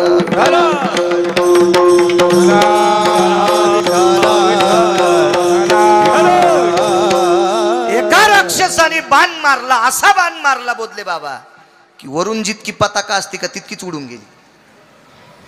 खालचं ते वेळूचं काय असेल, वेळू असेल, काठी असेल, लाकूड असेल, तेवढं शिल्लक राहिलं. कमरेला बांधलेल्या कपड्यात फिट्टा आवळलेलं होतं. आवाज दिला, गंधमादन. पाहिलं वरे, कपडा नाही. कर्ज सांगतोय, कर्ज कर्ज कर्ज, भक्तीचं कर्ज आहे लोकांचं. वरे पाहिल्याबरोबर काहीच नाही. एका व्यक्तीच्या जवळ गेला गंधमादन, पळत गेला. त्या व्यक्तीचं नाव होतं सुग्रीव. सुग्रीवाच्या कमरेला पांढरा शुभ्र उपरणं बांधलेलं होतं. खडेल दिशी आडा सोडा उपरणं जवळ घेतलं. राहिलेल्या धर्मध्वजाची अर्धी काठी उजवीकडच्या बाजूत रवल्या गेली. उजवीकडच्या बाजूत, हे कडक करे आवाज, उजवीकडच्या बाजूत, असं करणं मोठा, उजवीकडच्या बाजूत रवल्या गेली. आणि उजवीकडच्या बाजूत रक्त बाहेर आलं. आणि ते बाहेर निघणारं सगळं रक्त त्या पांढऱ्या रुमालानं पुसून काढलं. आणि पांढरा शुभ्र रुमाल लालबुंद केला. त्याची घाट त्या लाकडाला मारली. आणि लक्ष्मणजीला सांगितलं, लहाने मालक बघा धर्माची ध्वजा. सामान्य कर्ज असेल बापू, सामान्य उपकार असेल, कशात मोजता येईल कर्ज. आणि कुंभकर्णाच्या लक्षात आलं, बेट फार शहाणं आहे. एके दिवशी त्याच्या बाजूचे जेवढे वानर होते तेवढे कुंभकर्णांना असे वढीत राहिला, वढीत राहिला, वढीत राहिला. त्याच्यासोबत गंधमादन सुद्धा आतमध्ये गेला. गंधमादन एवढा अधिकारी, एवढा अधिकारी, एवढा अधिकारी. गंधमादनाने मधल्या सगळ्या वानरांना सांगितलं, अरे पळकुट्यांनो, भेकाड्यांनो, रामप्रभूचे भक्त आहोत आपण, लखनलालजीचे भक्त आहेत आपण. अरे आपण मारुतीरायाचे सेवक आहेत, बजरंग बलीचे सेवक आहेत, बलशाली देवतेचे सेवक आहेत. आणि राक्षसाच्या पोटात येडपटवाणी करता, भेकुर्ड बागता, भित्र्यासारखं करता. वाचायचं का? करा भजन. आणि भजन सुरू केल्याबरोबर कानातून प्रकाश पडला. वेगळाच सांगतो, सन सन सन उड्या टाकल्या. कर्ज सांगते, कर्ज कर्ज कर्ज सांगते. आणि एकटं चुळबुळ करत असताना कुंभकर्णाच्या लक्षात आलं, बेटा एकटा आतमध्ये कानाला हात लावला आणि हातात ते अडकलं गेलं. दाबला असं. त्याच्या अंगातून काही पाणी निघत होतं, रक्त निघत होतं. 4-4 कोसापर्यंत त्याच्या अंगातल्या रक्ताचा सुगंध जात होता. म्हणून त्याचं नाव ठेवलं होतं गंधमादन. त्याचे वेगळे कारण आहेत. रामायणात शोधू नका, दुसरीकडे शोधायचे. रामायणात नाही बघायचं, रामायणात सापडणार नाही तुम्हाला. पुन्हा एखादा म्हणीन मग तुला तुरीच्या पाट्यात गवसलं का. असे बरेच लोक इचकितीत ना, लय इचकितीत. लय धुणं धुवाचा नाद लागला हो लोकायला. एक भेटला धुणं धुणार, त्याला म्हणलं दुसरे धुणं धुवू नको. जो जास्त दुसऱ्याचे धुणे धुतो का त्याला कालांतरानं बायकोच्या साड्या धुवाची वेळ येत असती. इतकं लक्षात ठेव, नको इचकू लोकांचं काही. रामायणात नका शोधू, विशिष्ट प्रकारचं पुराण आहे त्याच्यासाठी. ऐकायला भेटेल तुम्हाला कथा, वाचित जा. मोठाले मोबाईल आहेत तुमच्याकडे भिताडासारखे, त्याच्यावर असं हाली जा ना, सापडते तुम्हाला सगळं. पण तुम्ही भंगाऱ्याला चॅटिंग करण्यातच वेळ घालता, तुम्हाला कधी सापडतेल्या कथा.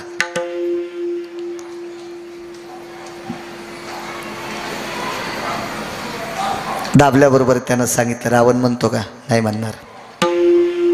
एकदा तरी म्हणतो का? अर्ध्यांदा पण बनित नाही. बऱ्यापैकी वाद झाला. आणि मग त्यानं कर कर कर कर कर कर गंधमादन दाबला. रक्ताच्या चिळखंड्या तोंडावर उडाल्या. प्रत्येक थेंबातून राम नामाचा ध्वनी निघत होता. रागाच्या भरावरीमध्ये तो हाडा मासाचा पुंज फेकून दिला. पण कुंभकर्ण तितक्यानं थांबला नाही. भरका हात घेतला आणि भरलेला रक्ताचा हात घेऊन रावणाच्या दिशेनं पळाला. आणि रावणाच्या कर्ज सांगतोय, रावणाच्या कानाला त्यानं रक्तानं, वानराच्या गंधमादनाच्या रक्ताने भरलेला हात रावणाच्या कानाला लावला. तर रावणानं जोरात हात झटकला आणि खड्ग काढलं. कुंभकर्णाचा हात तोडणार तेवढ्या अवकाशात आदळला. दादा, हात काय तोडतोस? माझं हात तोडल्यानं तुला काय समाधान होईल? मी तुझ्या कानाला हात लावतो याच्याकरता तुला चिडवायसाठी आलो नाही.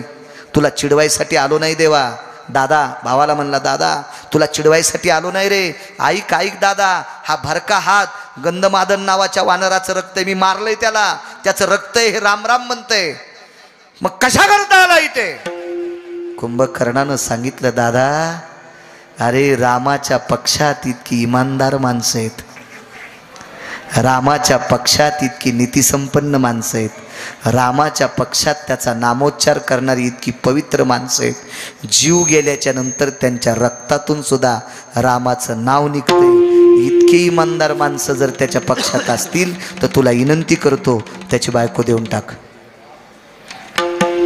त्या रामप्रभूची पत्नी बायको देऊन टाक, देऊन टाक. हे अमाप रावण आहेत, अमाप वानर आहेत, अमाप अमाप अमाप वानर. कर्ज काय होतं माहिती आहे? नुसत्या नामाचंच कर्ज इतकं नव्हतं. तर देवाला भक्त वाढल्याच्या नंतर आनंद वाटतोय. तर 14 वानरापैकी 1 नंबरचं वानर होतं. याच्या संगतीत राक्षस आला की माळकरी होत होता. याच्या संगतीत या 14 पैकी 1 नंबरचं गंधमादन होतं.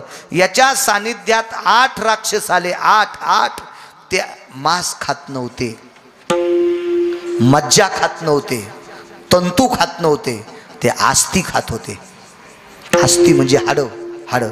आस्ती भक्षंती निशाचरो पितो जठरा नलो तृप्तावसा. साप आस्ती पचू शकतो, बंदा वस्तू गिळते. पाल आस्ती पचू शकती, घोरपड आस्ती पचू शकती, बेंडकी आस्ती पचू शकती चिमुकल्या प्राण्यांच्या, कीटकांच्या. पण आस्ती पचवायची ताकद फक्त राक्षसात होती. 8 किती घाणेरडे असतील, पण मुक्त केले राक्षसा. या राक्षसांना सुद्धा मुक्त करण्याची ताकद गंधमादनाच्या भजनात होती. सामान्य कर्ज आहे काय? नामाचं कर्ज असेल देवाच्या पाठीवर. एक जण म्हणला भजन केल्याचं कर्ज असतं का? मूर्ख आहेस तू. आयुष्यभराच्या श्वासा इतके मोजिले दाम, बाई मी विकत घेतला श्याम. आयुष्यभर भजन केलं 2 बायकांनी, 6 बायकांनी. त्याच्यातली 2घीचे नाव सांगतो. एकीचं नाव मीरा आहे, एकीचं नाव राधा आहे. जीवनभर ते श्वास घेतला, त्या श्वासाच्या बदल्यात भजन केलं, तर भजनाच्या बदल्यात देव प्राप्त झाला. काय देऊ? तर राधेनं सांगितलं काहीच देऊ नको. कशा करता द्याला? एवढं कर्ज झाले राधे तुझं, हे फेड्याशिवाय गत्यंतर नाही. मग तुला फेडायचं का कर्ज? एकच काम कर, मी मृत्यू पावल्याच्या नंतर जिथं माझी अंत्यविधी होईल त्या ठिकाणची माती कपाळाला गंध म्हणून लाव. म्हणून गोपीचंदन उटी. सामान्य नाच नाही, हे कर्ज फेडणं आहे. अहो, पतीच्या नावानं कुंकू लावणाऱ्या जगात महाराष्ट्रात भारतात बायका असतील. बायकोच्या नावानं कुंकू लावणारा एखादा नवरा आहे का? जगात एकच आहे, तो जगाचा बाप आहे, विटेवरचा मालक. राधेच्या अंगाची माती कपाळाला लावतो. कर्ज आहे, आयुष्यभराच्या नामाचं कर्ज आहे. हा वानर ज्या वेळेला गंधमादन फेकून दिला, रात्रीच्या समयाला मारुतीरायाच्या पायावर येऊन गोळा पडला. उचलला तो गोळा. कर्ज सांगते म्हणून नाचे मागे मागे. तो गोळा उचलला बोधले बाबा, आणि तो गोळा प्रभू रामचंद्राच्या हातात दिला. जगाच्या मालकानं डोळ्यातल्या पाण्यानं तो गोळा धुतला आणि समाधी दिली. आणि बिभीषणाला आवाज दिला. बिभीषण म्हणून द्याला नाही, बिभीषण म्हणून द्याला नाही. रावण मरेपर्यंत पंढरपुरातले मालक, मी दुपारीच सांगितलं, रावण मरेपर्यंत पंढरपुरातल्या मालकानी मरायच्या अगोदर बिभीषणाला राजे नावानं बोलवलं. राजे नावानं. कारण बरेच लोक बिभीषणाला सांगणारे होते, तू प्रभू रामचंद्राच्या पक्षात गेलास आणि रावण मेल्यावर जर तुला नाही लंका दिली तर. असे इचकिणारे बरेच लोक असतील. म्हणून इचकिणाऱ्याचा ठाव ठिकाणा लागू नये म्हणून प्रभू रामचंद्र प्रत्येक वेळेला बिभीषण राजे म्हणत होते, या राजे. बिभीषणाला जवळ बोलवलं, त्याच्या हातावर पाणी दिलं आणि संकल्प सोडला, सुतुळीचा तोडा सुद्धा लंकेतला नकोय, फक्त या वानराची समाधी सोन्याची करून टाक. मंत्र्याची तरी एक आपल्या भारतात सोन्याची समाधी. सोनं असेल त्यांच्याकडे किती, असे बंगले तयार होतील इतकले पैसे असतील त्यांच्याकडे, पण समाधी आहे का सोन्याची? या भारत देशात नव्हे, पृथ्वीवर जितके देश आहेत या पूर्ण देशामध्ये फक्त पाला खाणाऱ्या वानराची समाधी सोन्याची आहे. समाधी लंकेत केली. मग प्रभू रामचंद्र घरी गेले आणि घरी गेल्यावर कालांतराने एके दिवशी एक पत्र आलं. ते पत्र होतं दुःखाचं, म्हणजे मृत्यूचं पत्र नव्हतं बोधले बाबा, दुःखाचं पत्र होतं. कर्ज सांगतोय, कर्ज कर्ज, किती नाचतोय देव, किती नाचतोय देव, किती नाचतोय. हे नामाचं कर्ज आहे. आता पुढे बघा, म्हणून नाचे मागे मागे, किती नाचतोय बघा. मग हे पत्र आल्याच्या नंतर ते पत्र पाहिल्याबरोबर प्रभू रामचंद्र थोडे खिन्न झाले. काय पत्र होतं? लंकेमध्ये आवर्षण पडलं होतं. आवर्षण म्हणजे पाऊसच नव्हता. ज्यांच्या पॅन्टीवाल्याला कळणार नाही आवर्षण, पाऊसच पडला नाही. आणि बिभीषणानं विचारलं, पाऊस नाही आमच्याकडं, तिथं पाण्याला कमी होती का? पाषाण परीस भूमी जाम, त्याच्या अलीकडे बघा, सोनियाची पुरी समुद्राचा वेढा, चारी बाजून समुद्र आहे. पाणी कमी असेल का तिथं? पण पाणी खारं होतं, प्यायच्या लायकीचं नव्हतं. आणि पत्र पाठिलं, जगदानंद कंद जगतपती. संपला टाइम? जगदानंद कंद जगतपते, आमच्याकडे पाण्याचा तुटवडा झालाय, यावर्षी पर्जन्य पडत नाही, काय अडचण असेल? सीताई साहेबांनी विचारलं, प्रभू नेमकी अडचण काय? काय नाही म्हणे, पत्र असं आलंय. आणि बिभीषणाने विचारलं, पाऊस नाही, कारण काय असेल? काही सांगता येईल? भगवंतानं सांगितलं, सीते एक विचारू का? मला ह्या राक्षसाला विचारावं लागेल, जो पत्र घेऊन आलाय त्याला विचारलं, का रे, मागच्या 9 महिन्यापूर्वी गंधमादनाचा समाधी उत्सव होता, समाधी सोहळा होता, पुण्यतिथी सोहळा होता, हा तुमच्या राजानं केला का?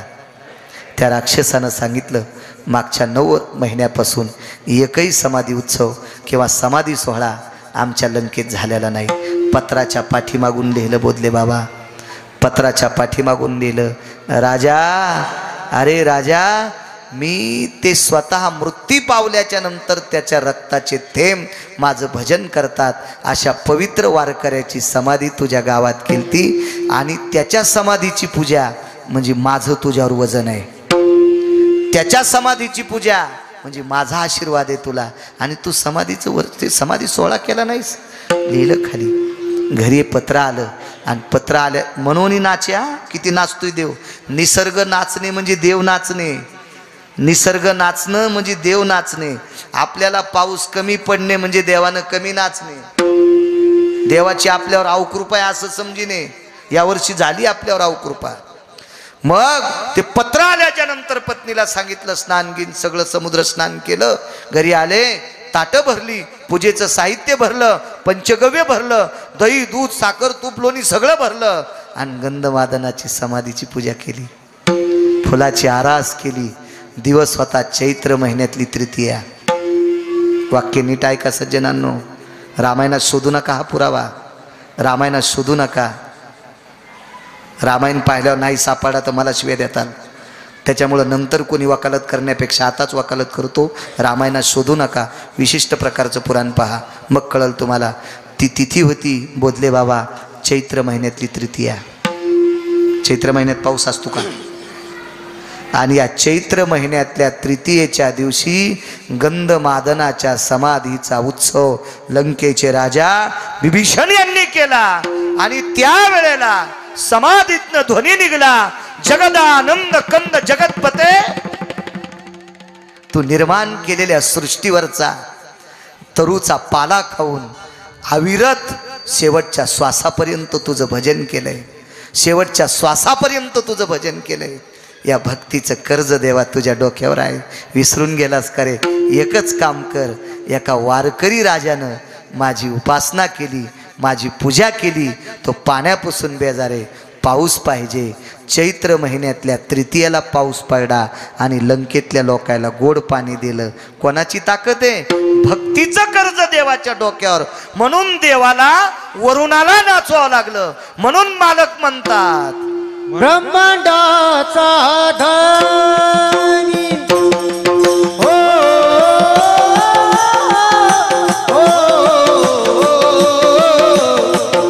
ब्रह्मांडा.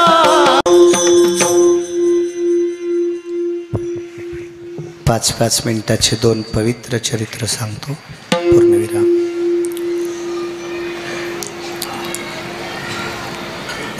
तुमच्या घराण्यात,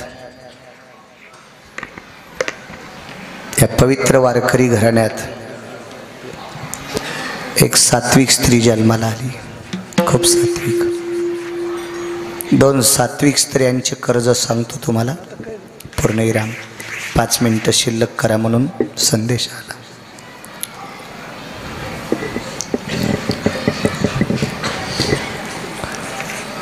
या पवित्र घराण्याची परीक्षा पाहण्यासाठी विटेवरचा मालक आलता. 2 स्त्रियांचं सांगतोय. पुराणातले 2 कथन सांगितले. कलियुगातल्या वारकरी संतांचं चरित्र ऐका.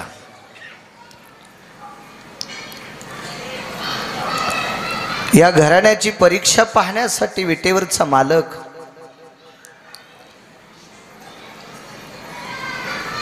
वारकऱ्याच्या रूपात आहे, साधूच्या रूपात आहे, महात्म्याच्या रूपात आहे, योगी तप्याच्या रूपात आहे. अशी परीक्षा, या पवित्र कुळातली परीक्षा जशी झाली तशी कान्होराज पाठकांच्या घरी सुद्धा परीक्षा विटेवरच्या मालकानं घेतली. असाच पुरावा तिथला पण. अशीच परीक्षा मंगळवेढ्याच्या मालकाकडे पण घेतली. कितीतरी सांगता येतील अशा, कितीतरी. वेळेचं बंधन आहे. माणसं जेवायची एवढा मोठा समुदाय. सद्गुरू रामचंद्र महाराजांचा हा प्रसाद आहे. बोधले महाराजांचा प्रसाद आहे. एका पवित्र नामनिष्ठ परंपरेतला प्रसाद आहे. घरी आल्याच्या नंतर अतिथीच्या रूपातला जगाचा मालक आहे. या पवित्र कुटुंबातल्या पुरुषांनी पाय धुण्यासाठी पाणी दिलं, बसण्यासाठी आसन टाकलं. एका कीर्तनात फार गोड बोलून गेलेले. आज वेगात सांगतो थोडंसं. क्षमकुशल विचारलं, आवाज दिला, आमच्याकडे प्रसाद घेऊन जा. जी काही हरकत नाही. आवाज दिला, लक्ष्मी जी. महाराज मंडळी आहेत, वारकरी आहेत, पुरणपोळीचा स्वयंपाक करा ना. आईसाहेबांनी पुरण घातलं. त्यावेळेला गॅस नव्हता बोधले बाबा. पुरण चुलीवर शिजलेलं होतं. बरं, चुलीवर गॅस नसून त्या काळात पुरण पात्र सुद्धा नव्हती. पुरण हे पाट्यावरुट्यावर वाटल्या जायचं. 14 पदार्थांनी पुनीत असणार ते पुरण. त्याच्यात जायफळ घातलं. त्या काळात गुळाची पोळी प्रसिद्ध असायची. आजही जुन्यावर आलेत माणसं. पूर्वीच्या काळात गुळाचा चहा पित असणारी गरीब माणसं होती. लोक म्हणायचे भिकार चोट येते, गुळाचा चहा प्याले. आणि आता ज्याला 50 लाखाची गाडी येते गुळाच्या चहापाशी थांबत. काळ बदलला. काळ कोणाच्या बापाची जहागिरी नाही. दर 35 वर्षाला बदलत असतो, बदलत असतो काळ.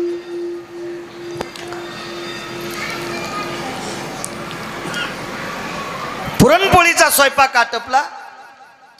जेवायला वाढलं. सासूबाईनं सुनबाईनं दोघीने मिळून पुरणपोळ्या केल्या. साधू जेवायला बसणार, पाणी फिरवणार. मुंग्या आत येऊनी म्हणून पाणी फिरवतेत ना. दम नाही भागवत आहे कीर्तन. एक जणाला विचारलं पाणी काऊन फिरी देत, म्हणला मुंग्या आत येऊनी म्हणून. म्हणलं मग खडूच वाढायचा असताना. खडू वाढल्यावर पुन्हा झुरळ बी आली नसते. मुंग्या तर लांब सोडून द्या. पाणी फिरवलं, श्लोक म्हटला. श्लोक म्हणण्याच्या सुद्धा पद्धती आहेत. आपल्या संप्रदायाची फार गर्भित पद्धत आहे गोडशी श्लोक म्हणण्याची, पण हल्ली काही पांचटायनं ती पांचट करून टाकली. काही लोकांनी श्लोक म्हणल्यावर पांचटपणा पण लाजायलाय. इतके घाणेरडे श्लोक म्हणतात काही पांचट, त्याला लाज वाटत नाही. आपण वारकरी संप्रदायातल्या पंक्ती श्लोक म्हणालो, किती गोड श्लोक म्हणायला पाहिजे. राम लक्ष्मण हे दोघे बंधू, जेवायला बसले दही भात लिंबू. दही भात खात जावा, पण दह्याहून भाताहून पुन्हा लिंबू का? आयुर्वेद मान्य करीन कायला? जेवता जेवता अपमान झाला, ताटात उंदीर रिकामी जागा करून गेला. काय उंदराची मायवेली त्या दोघांच्या ताटात लगी करायला? लक्ष्मण कोणाचा अवतार? शेषाचा. सर्प कोणाचे लेकर? त्याचे. आणि शेषाच्या ताटात उंदीर लगी करू तू म्हणल्यावर म्हणणाऱ्याला कोणाला लाकडानं हाणायला पाहिजे? पांचटपणा सुद्धा लाजायलाय.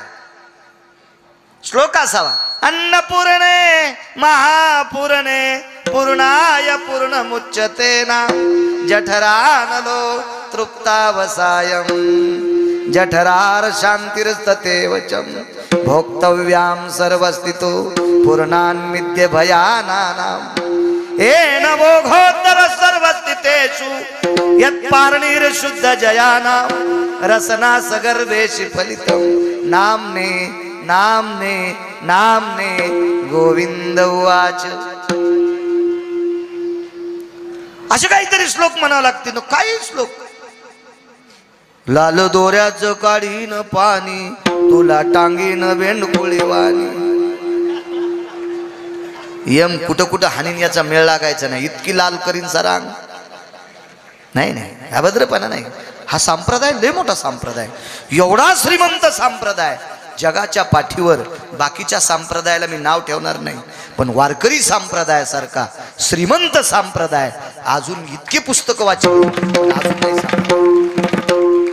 अहो, एखाद्या संप्रदायाचं गाव सोन्याचं असेल, एखाद्या संप्रदायाचं मंदिर सोन्याचं असेल, एखाद्या संप्रदायाच्या मंदिरातला देव सोन्याचा असेल, पण असा एकच संप्रदाय ज्या संप्रदायातला तरू सोन्याचा आहे. जयाची द्वारी स्वर्णाचा पिंप. काय संप्रदाय!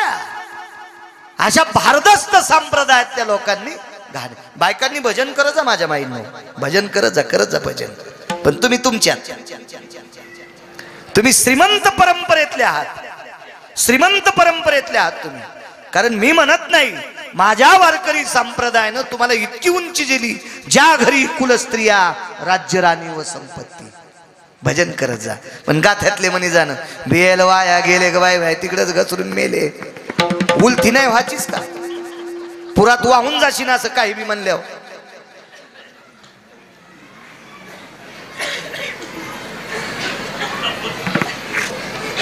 काही बी या परंपरेत उभं राहिले होते एक पण गाण्यावर चाल नसावा असं माझं मत आहे बरं का. काही ठराविक परंपरा आहेत महाराष्ट्रात, या परंपरेतल्या कीर्तन चालू असताना एकही गाण्यावरली चाल नसावा. ही मर्यादा या परंपरेतल्या वारकऱ्यांनी सांभाळली पाहिजे.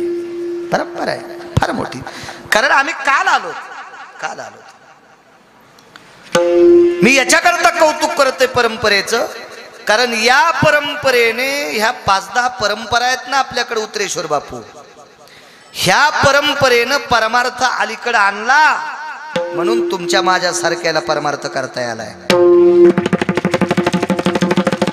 हे उपकार आहे त्या परंपरेचे, उपकार आहे त्या परंपरेचे. अहो, ज्ञानोबाराय तुकोबारायच्या सोहळ्यात गर्दी आपली आता आहे, आता गर्दी आहे. या 10-20 वर्षात आपली गर्दी आहे.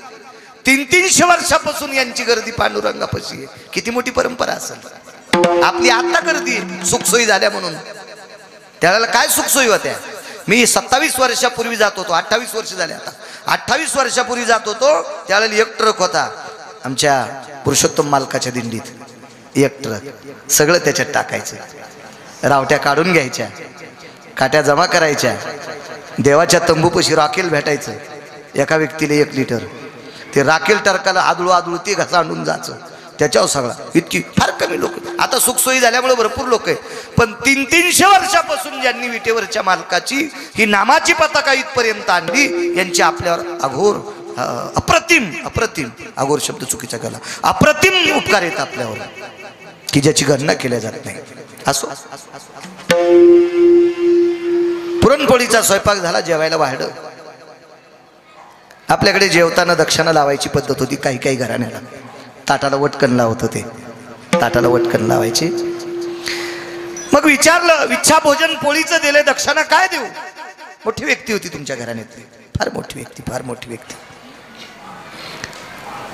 त्या 4-5 वारकऱ्यापैकी एक जगाचा बाप होता.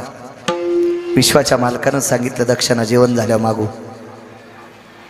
जेवण आटपलं साहेब. जेवण आटपल्याच्या नंतर मुखशुद्धी झाली आणि निघत असताना सगळ्या वारकऱ्यांनी पडश्या खांद्यावर टाकल्या आणि वाड्याच्या बाहेर एक तुळशी वृंदावन, त्या वृंदावनाच्या पलीकडे झाड, झाडाच्या सावलीखाली न उभं राहता वृंदावनाच्या जवळ वारकऱ्याच्या रूपात जगाचा मालक उभा आहे. आणि जगाच्या मालकानं या बोधले कुटुंबातल्या पूर्वजाला विचारलं, जेवताना जी दक्षिणा राहिली होती ती देऊन टाका. पवन आवाज दे चांगला. ती दक्षिणा देऊन टाका.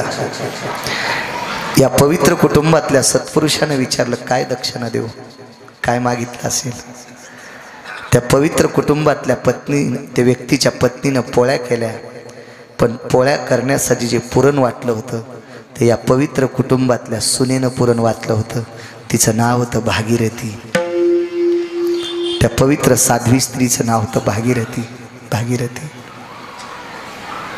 वारकऱ्याच्या रूपात असलेला विटेवरचा मालक सूर्याचा प्रकाश त्याच्या तेजाकडे बघितल्याच्या नंतर लाजतोय. पण आज सूर्याला सांगितलं, सूर्या, हे भास्करा, हे तेजोनिधी, लक्षात घे, माझ्या तेजानं तुला प्रकाश येतो, पण यांना दिसण्यासाठी तुझ्या तेजानं माझा घाम निघावा असं थोडं तापत राह. आणि देवाचा घाम वाहत होता, त्या वारकऱ्याचा घाम निघत होता. तेवढ्या अवकाशात पुढच्या व्यक्तीने विचारलं, काय दक्षिणा देऊ? काही नाही, जी व्यक्ती पुरण वाटीत होती ती स्त्री मला देऊन टाका. काय वाटलं असेल त्या सत्पुरुषाला? आपल्या सुनबाईला मागितलंय, कसं द्यावं? काही विचार न करत आतमध्ये आले, देवघरात डोकं ठेवलं, तिथं घळा घळा घळा घळा ते सत्पुरुष रडत होते. वेगात सांगतोय तुला.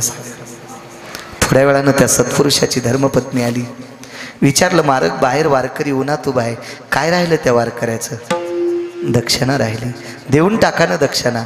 दक्षिणेत आपल्या सुनबाईला मागितलंय. सासूबाई सुद्धा मालकाच्या बाजूला पायापाशी रडत होत्या. कर्ज सांगतोय, कर्ज कर्ज कर्ज रडत होत्या. थोड्या वेळात मुलगा बाहेरून आला. पत्नी भांडी घासत होती. सगळी वारकरी पाहुणी जेवलेली, ती भांडे, ती पत्नी धर्म पवित्र सात्विक सदाचारी पुण्यशील भागित्रा माऊली होत्या कुळात. त्या भांडे घासत होत्या. देवांगणे समान सौंदर्य होतं. आकाशातल्या विजेला लाजवील असं तेज होतं. नक्षत्रासारख्या दाताच्या पंगती चमकत होत्या. इतकी सौंदर्य संपन्न रत्नाची खान तेजस्वी माऊली या कुळातली सून होती. भांडे घासत असताना पती परमेश्वराने विचारलं, काका बाबा कुठे आहेत, आई कुठे आहेत? ते वारकरी बाबा उन्हात उभे आहेत. मामांजी देवघरात गेलेली बघितली होती. आत्याबाई देवघरात गेलेल्या पाहिल्या होत्या मी. तो लागलीच त्या कुटुंबातला पवित्र अंतकरणी पुत्र आतमध्ये गेला. आपल्या बाबांना व्यथा विचारली, आईला व्यथा विचारली. सांगितलं, दारातल्या वारकऱ्याने जेवणाच्या दक्षिणेमध्ये तुझ्या पत्नीला मागितलंय. तोही मायबापापाशी रडत पडला. फार वेळ झाला, भांडे घासणं झाली. दारातल्या वारकरी घामानं लतपतलेली आहेत. पुन्हा ती पवित्र स्त्री आतमध्ये आली. आपली मालक रडतात, आपले मामांजी सासरे रडतात, आपल्या सासूबाई रडतात. पहिल्यांदा पतीला विचारलं, पती परमेश्वरा का रडता? आईला विचार. सासूबाईला विचारलं, सासूबाई सांगा की. मालकाला विचार बाई. सासऱ्याचे पाय धरले, विचारलं मामांजी काय दुःख आहे? एवढा मोठा आपला संसार गोड आहे, गाई म्हशीनं वाडा भरलेला आहे, धनधान्याने समृद्धी आपल्याकडं, अन्नपूर्णेचं अधिष्ठान आहे, संपत्तीचा धूर आपल्या वाड्यातून निघतोय, आपल्याला काय शोक करण्याची गरज आहे? काय अडचण आहे मामांजी? तुम्ही जेवढे मोठे आहात अशा श्रीमंत परंपरेतली मी सुद्धा कन्या आहे, माझ्या सुद्धा आई बाबांकडे भरपूर संपत्ती आहे, ती संपत्ती आपल्याला पुरेशी वाटत नसेल मामांजी तर अजून माझ्या वडिलांकडनं बऱ्यापैकी संपत्ती घेऊन येते, पण ते संपत्तीच्या लालची कुटुंब नव्हतं. सासऱ्याने अलगद चेहरा उचलला, रडून रडून मुठीसारखे लालबुंद डोळे झालेले होते आणि प्रसन्नपणेनं सुनेकडे पाहिलं. बाई, संपत्तीची अडचण नाही ग, पण आपल्यावर फार मोठं धर्मसंकट आलंय. कसलं संकट मामांजी? आपल्याकडे आलेला अतिथी जो वारकरी त्यानं सांगितलं होतं जेवण झाल्यावर मी मागेल ती दक्षिणा द्या. त्यानं दक्षिणा मागितली. काय मागितली? कसं सांगू बाई तुला? सांगा मामांजी सांगा. आपली संपूर्ण संपत्ती मागितली का? देऊन टाका, देऊन टाका संपत्ती. आशाला अशी संपत्ती उभं करण्याची ताकद माझ्या बाबाचा औदार्य आहे, माझ्या आईचा औदार्य आहे, माझे दादा माझ्या भावाचा औदार्य आहे. याच्या हजारो पटीने आपल्याला श्रीमंती येईल. देऊन टाका त्या वारकऱ्याला. असं हे प्रसन्नपणात चांगुलपणेचे बोल ऐकत असताना सासऱ्याच्या कानामध्ये फुलं टाकल्यासारखं होत होतं, पण समोरच्या अतिथाची मागणी हृदयाला काटे टोचल्यासारखी होत होती. मामांजी तरी पण रडता? हाय बाई, संपत्ती दक्षिणा मागितली नाही. त्यानं सांगितलं आम्ही ज्या पुरणपोळ्या जेवलोत हे पुरण वाटणारी स्त्री आम्हाला दक्षिणेत पाहिजे. बुधले बाबा चेहरा पडल्या गेला आणि पडलेला चेहरा पुन्हा प्रसन्न झाला. मामांजीला विचारलं, मामांजी या कुळाची आबरू राखण्यासाठी, या कुळाची प्रतिष्ठा थांबवण्यासाठी, या कुळाचं सत्व थांबवण्यासाठी जर मला दक्षिणेत मागितले आणि मी जाण्यासाठी तयार असेल तर आपण दान करण्यासाठी तयार आहात का? असा सासऱ्याला प्रश्न केला. उतरेश्वर बुवा, सासऱ्याच्या मुखारविंदातून वाक्य पडलं. माय, सुनेला माय शब्द वापरला.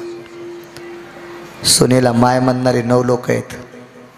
अजून एक सांगतो तुम्हाला 5 मिनिटात, मला जरा दूर जायचंय तरी पण सांगतोय. सुनेला माय शब्द वापरला. माय,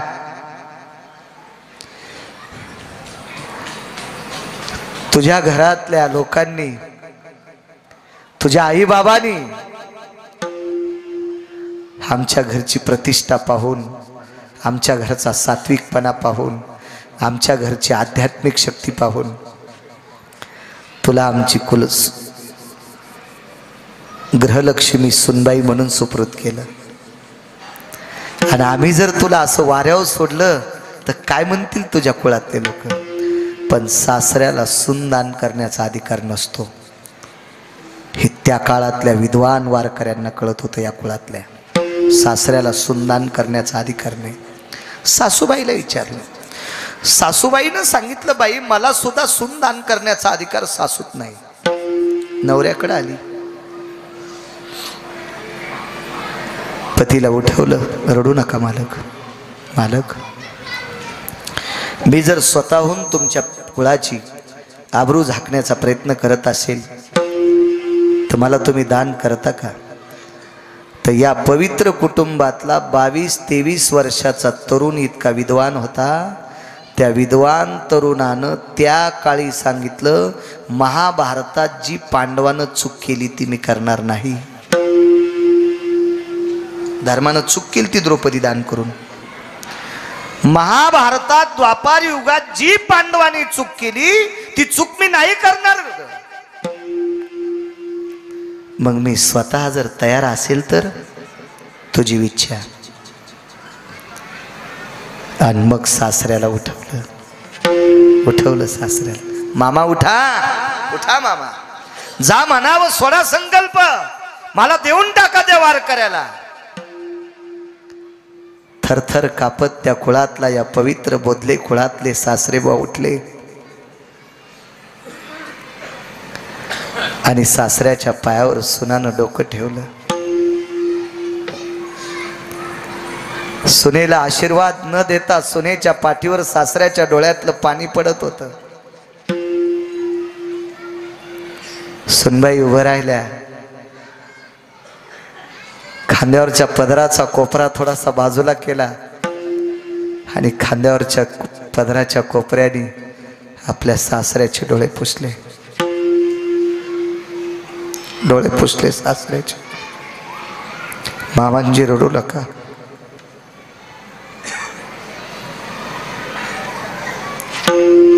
विटेवरच्या मालकाचे भक्त आहात तुम्ही.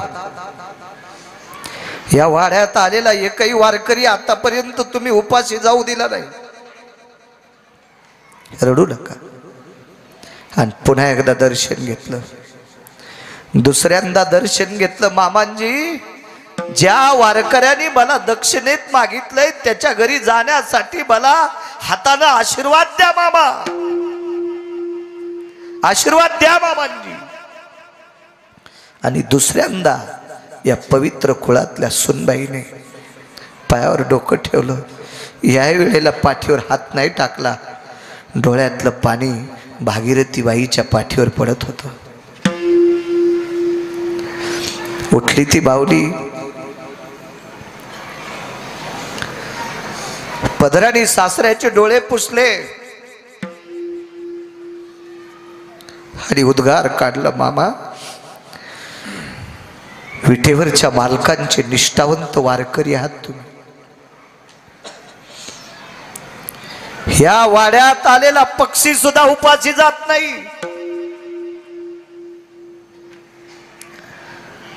वाळत घातलेल्या धान्यावरचे दाणे टिपून या वाड्यात आलेला पक्षी सुद्धा धान्याचे कण खाऊन जातो. इतकं अन्नपूर्णेचं रसरसीत भरलेलं हे वास्तव्य हा वाडा आहे. वारकऱ्यांची सेवा करणारा वाडा आहे. मामांजी एक बोलू का? दोन्ही हात जोडले आणि सासऱ्याची विनंती करत होती, मामा रडू नका, रडू नका, काय माय वेली. अशा पवित्र वारकऱ्याच्या सोनाला स्पर्श करण्याची कोणाची धाडं शांत करण्यात ठेवा आणि हिमतीच्या भरावर मला ताण करा. पुढे काय घडते ते कळत राहील. हातावर पाणी दिलं. या पवित्र कुळातल्या सुनबाईनं हातात पाणी घेतलं आणि दारात वारकरी होता त्या वारकऱ्याच्या पायावर पाणी टाकलं. चला तुमच्या सोबत घेऊ द्या दर्शन.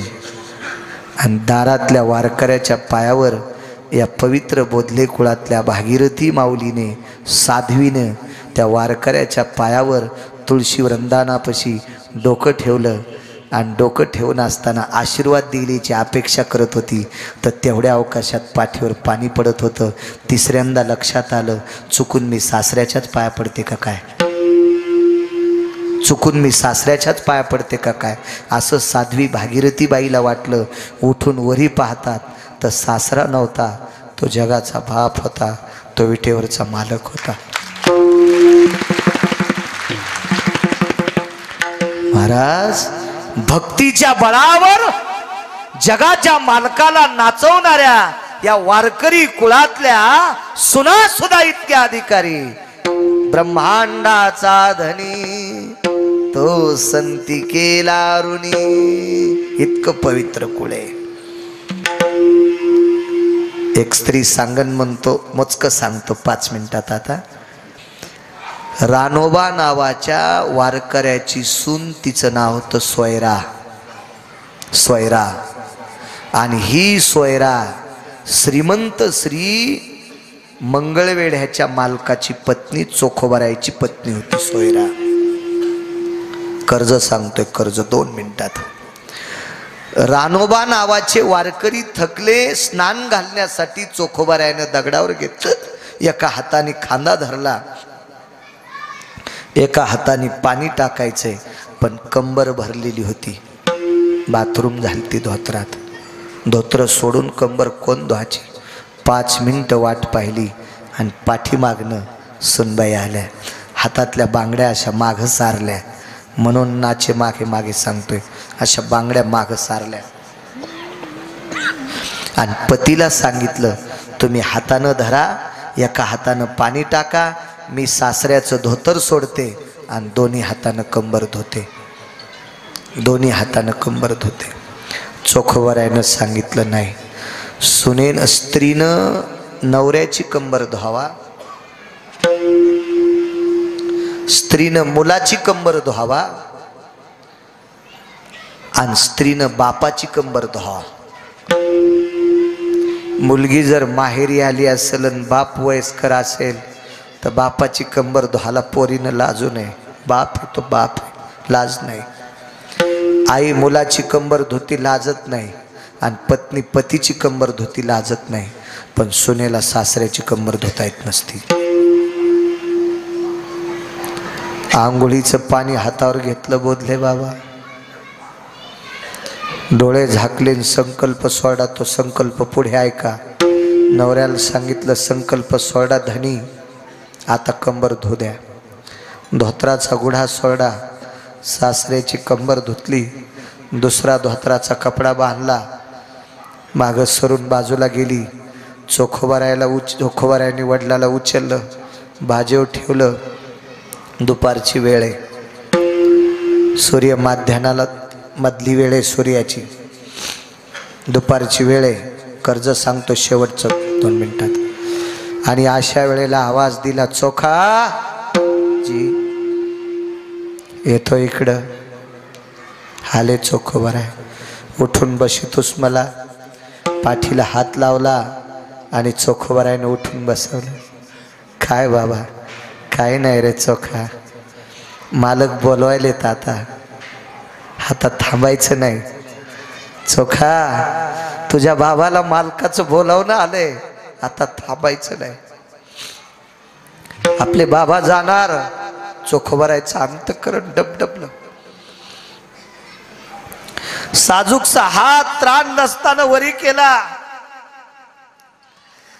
आणि आपल्या मुलाचे डोळे पुसले. चोखा, रडू नकोस रे, रडू नकोस, मला एक उत्तर दे रे चोखा, उत्तर दे. चोखा, पहाटे सूर्योदय झाल्याच्या नंतर माझ्या शरीरानं माझा अपमान केला रे. माझ्या शरीरानं माझा अपमान केला, माझी कंबर भरली. मी सकाळपासून ठरले प्राण रोधायचा, आता शरीर अपमान करते, अन्न खायचं नाही आता. पण एक विचारायचं रे चोखा, मी तर आता जाणार आहे, मला मालकाचं आमंत्रण येते. काय कळत असलो लोकांना. पण एक सांगू का रे चोखा, माझी कंबर कोणी धुतली? बाबा मी धुतली. एक बोलू चोखा, तू खोटं बोलणार नाहीस, तू प्रसादातला आहेस. कारण चोखोबाराय विटेवरच्या मालकाच्या प्रसादाचे होते. विटेवरच्या मालकाने आंबा चोखला आणि अर्धा आंबा रानोबाकडे दिलता. तो आंबा रानोबानी पत्नीला दिला. झालेलं अपत्य नाव ठेवलं चोखोबा. पंढरपुराच्या मालकाच्या प्रसादातला आहेस रे तू. तू खोटा कसा बोलशील? वारकरी आहेस तू. तुला एक सांगू चोखा, इंद्रिय जरी म्हातारे झाले असतील रे, पण विटेवरच्या मालकाचं भजन करून करून माझं मन अत्यंत तल्लीन आहे. चतुर आहे माझं मन, तल्लक बुद्धी आहे माझी. काय म्हणायचं बाबा आपल्याला? काही नाही चोखा, एक बोलू तुला. माझी कंबर धुताना मला हातातल्या बांगड्यांचा आवाज आलता. याला म्हणतात विवेक. मला माझी कंबर धुताना हाताच्या बांगड्याचा आवाज आलता, म्हणून नाचे मागे मागे. कर्ज बी सांगतो, नाच नाही सांगतो. घरातल्या ज्येष्ठ लोकांची सेवा केली की देवावर कर्ज होते. घरातल्या वयस्कर लोकांची सेवा केली की कर्ज होते. म्हणून मगाशी शब्द वापरला होता, तुम्हाला राग आला असेल मावल्यांना, ज्या सासऱ्यांनी कमवलेली संपत्ती तुपात बुडून खावा वाटती तशी सासऱ्याची मरुस्तर सेवा करा. नाही तर सासऱ्याची संपत्ती तुपात बुडून खाताना त्याची सेवा करायची नाही तर तुमचे पोरं राखेल टाकून फुकतील. कीर्तनातलं वाक्य. मला विचारू शकतो तू कशाच्या आधारावर बोलायला. धर्मभास्कर वक्ते बाबा प्रमाण असू द्या, एक नागपूर प्रतीतला अभंग म्हणायचे. कल्याण विच्छेते तया कुळा. वक्ते बाबा म्हणायचे, वक्ते बाबा म्हणायचे. घरातली म्हातारी लोक आपलं कल्याण इच्छितात, त्यांची सेवा करणं अत्यंत गरजेचं आहे. ज्या घरातील वयस्कर लोकांना त्रास आहे त्या घरातली लक्ष्मी किती बी असू द्या, संपत्ती किती असू द्या, त्या घरातल्या तरुणांना सुख नसते. हे लिहून घ्या, पठ्याचं वाक्य लिहून घ्या. त्याच्यामुळे घरातल्या लोकांना त्रास द्यायचा नाही. असो, माझी कंबर धुताना बांगड्याचा आवाज आलाय, मग सांग चोखा. माझी पत्नी तुझी आई माझ्या अगोदर गेली, त्यावरती ती कंबर धुवायला येऊ शकत नाही. माझी आई तर कधीच गेली, ती कंबर धुवायला येऊ शकत नाही. राहिली माझी मुलगी, ती बुलढाणा जिल्ह्यात आहे आणि आपण मंगळवेढा तालुक्यात आहेत. ती इतक्या दुरून माझी कंबर धुवायला कशी येईल. तिचं नाव होतं निर्मळा. चोखोबारायच्या बहिणीचं नाव, रानूबाच्या मुलीचं नाव निर्मळा नाव होतं. मग कोण अशी स्त्री आहे, आपल्याकडे काही पैसे नाहीत, एखादी लावली असेल तर. चोखोबारायने सांगितलं, बाबा तुमची कंबर तुमच्या सुनबाईनं धुतली. डोळे नाही रडे, अंतःकरण रड, अंतःकरण रड, अंतःकरण रड. आवाज दिला चोखा. 2 मिनिटं सुनबाईला आणता. सोयरा जी धनी, जी धनी, जी शब्द वापरून धनी शब्द वापरला. सरामजी धनी शब्द वापरला. नवऱ्याला धनी म्हणणार बाई एक हातवरी करा बरं, तिच्या चपलाचं मंदिर बांधितो मी. कोणी जर नवऱ्यानं आवाज दिल्यावर सावित्रा जी धनी हातवरी कर ना, एखादी कर ना. जाऊ दे मग एखादे कोटी रुपये काय नाही, लय मोठी जमीन आहे मला, 2 वर्षाचा माल म्हणलं तर 1 कोटीचं मंदिर होईल. करा हातवरी करा. पण खोटं बोलणारी न केला तर पहाटच्यालाच मरण ती. हो बरं, मालक म्हणणारी एखादी बाई आहे का, मालक म्हणणार, तिच्या पाया पडतो, मंदिर नाही बांधित तिच्या पण पाया पडतो, चपला सगट, मालक म्हणते की एखादी नवऱ्याला. काऊन येडिंग झाली तुमच्या जिबीला, येडिंग झाली का गंडला आलंय. इथं बसलेल्या बायकांना गिरगावकराचा साष्टांग प्रणिपात, किमान 125 बायकांनी उद्यापासून नवऱ्याला मालक म्हणायचं. तुम्हाला रामचंद्र महाराजांचा आशीर्वाद लागेल. नवऱ्याला मालक म्हणायचं, नवऱ्याला मालक. नवऱ्याला मालक म्हणणाऱ्या बाईनं सूर्य 3.5 घंटे थांबिलता. तिचं नाव लोपामुद्रा. नुसता थांबिला नाही बापू, तर पंढरपुरातला मालक 9 बाऱ्या पाया पडला आणि मालकीन 7 बाऱ्या पाया पडली.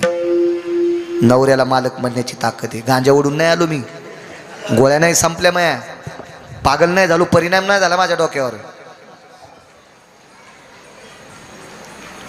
घरात चांगलं वागणाऱ्या स्त्रीला जगाचा मालक मानतोय. फार मोठी ताकद आहे माझ्या माईनं तुमच्यात, केवढी मोठी ताकद आहे. अहो नवऱ्याला टोपल्यावर घेऊन फिरणाऱ्या बाईनं 9 दिवस सूर्याची येऊ द्यायला नाही, टोपल्यात घेऊन नवऱ्याला फिरू लागली. आणि कशासाठी, बायको असताना त्याला वेशेकडे जायचं होतं, तरी पण आपल्या नवऱ्याची इच्छा पूर्ण करण्यासाठी निघाली. आणि चालता चालता एका सुळाला हात लागला, त्याच्यावरला साधूवर आणला. ज्यानं कोणी धक्का लावला त्याला सकाळी सूर्योदय झाला की मरण. त्या साधूचं नाव होतं मांडव्य. आणि हिने हातात पाणी घेतलं, सूर्याकडे तोंड करून उभी राहिली. तू निघला की कपाळावर कुंकू पुसत आहे. 9 दिवस येऊ दिलं नाही सूर्याला. कोणाची ताकद, नवऱ्यावर प्रेम करणाऱ्या माझ्या माईनं. महाराज घरी आला की काजू टाकून दूध देती आणि नवऱ्याला टायमाला चहा देत नाही. अशा भागात जी बाई आहे त्या भागात पाऊस कमी पडतो.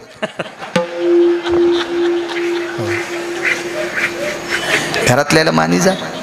तरुणाईला सांगतो, सगळ्यात मोठे दैवत आपले आईबाप. मायबापापेक्षा जगात दुसरं दैवत कुठलं नाही. फार मोठं दैवत. जवळ बोलवलं. माय शब्द वापरला होता मगाशी मी या कुटुंबातल्या सुनाला सासऱ्याने. असाच माय शब्द रानोबा नावाच्या वारकऱ्यानं सुनबाईला वापरला. माय बस बाजाव. काय हिंमत आहे सासऱ्याच्या बाजाव बसायची? काय पात्रता आहे? काय अधिकार आहे का? कशी बसल ती? सोयराबाई आहे ती, कशी बसल? पण रानोबानी एक आवाज दिला, माय माय बस ना माय. बाजेच्या जवळ आल्या पायत्याला आणि सासऱ्याने दोन्ही हातात घेतले. बदले बाबा, दोन्ही हातात घेतले. दोन्ही हातात घेतले. सुनबाई, या हातानं माझी कंबर धुतलीस. तुला लाज वाटली नाही? तुला शरम वाटली नाही? तुला चिळस वाटली नाही? तुला घाण वाटली नाही? तुला मळमळ झालं नाही? दे ना माय. माय याचं उत्तर दे ना माय. माय दे ना ग याचं उत्तर. हे माय बोललं ग. तुला का नाही लाज वाटली ग? तुला कस तरी का नाही वाटलं ग? तुला मळमळ का नाही झालं ग? दे ना उत्तर, दे ना उत्तर. संकल्पाचं उत्तर आता आहे का?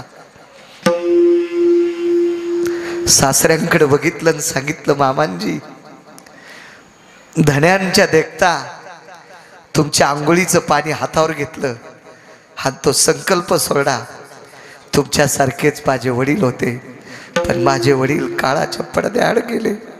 मामा, तुमची कंबर धुता असताना तुम्हाला सासरा समजिलं नाही, तुम्हाला बाप समजिलं. आणि बाप समजून तुमची कंबर धुतली.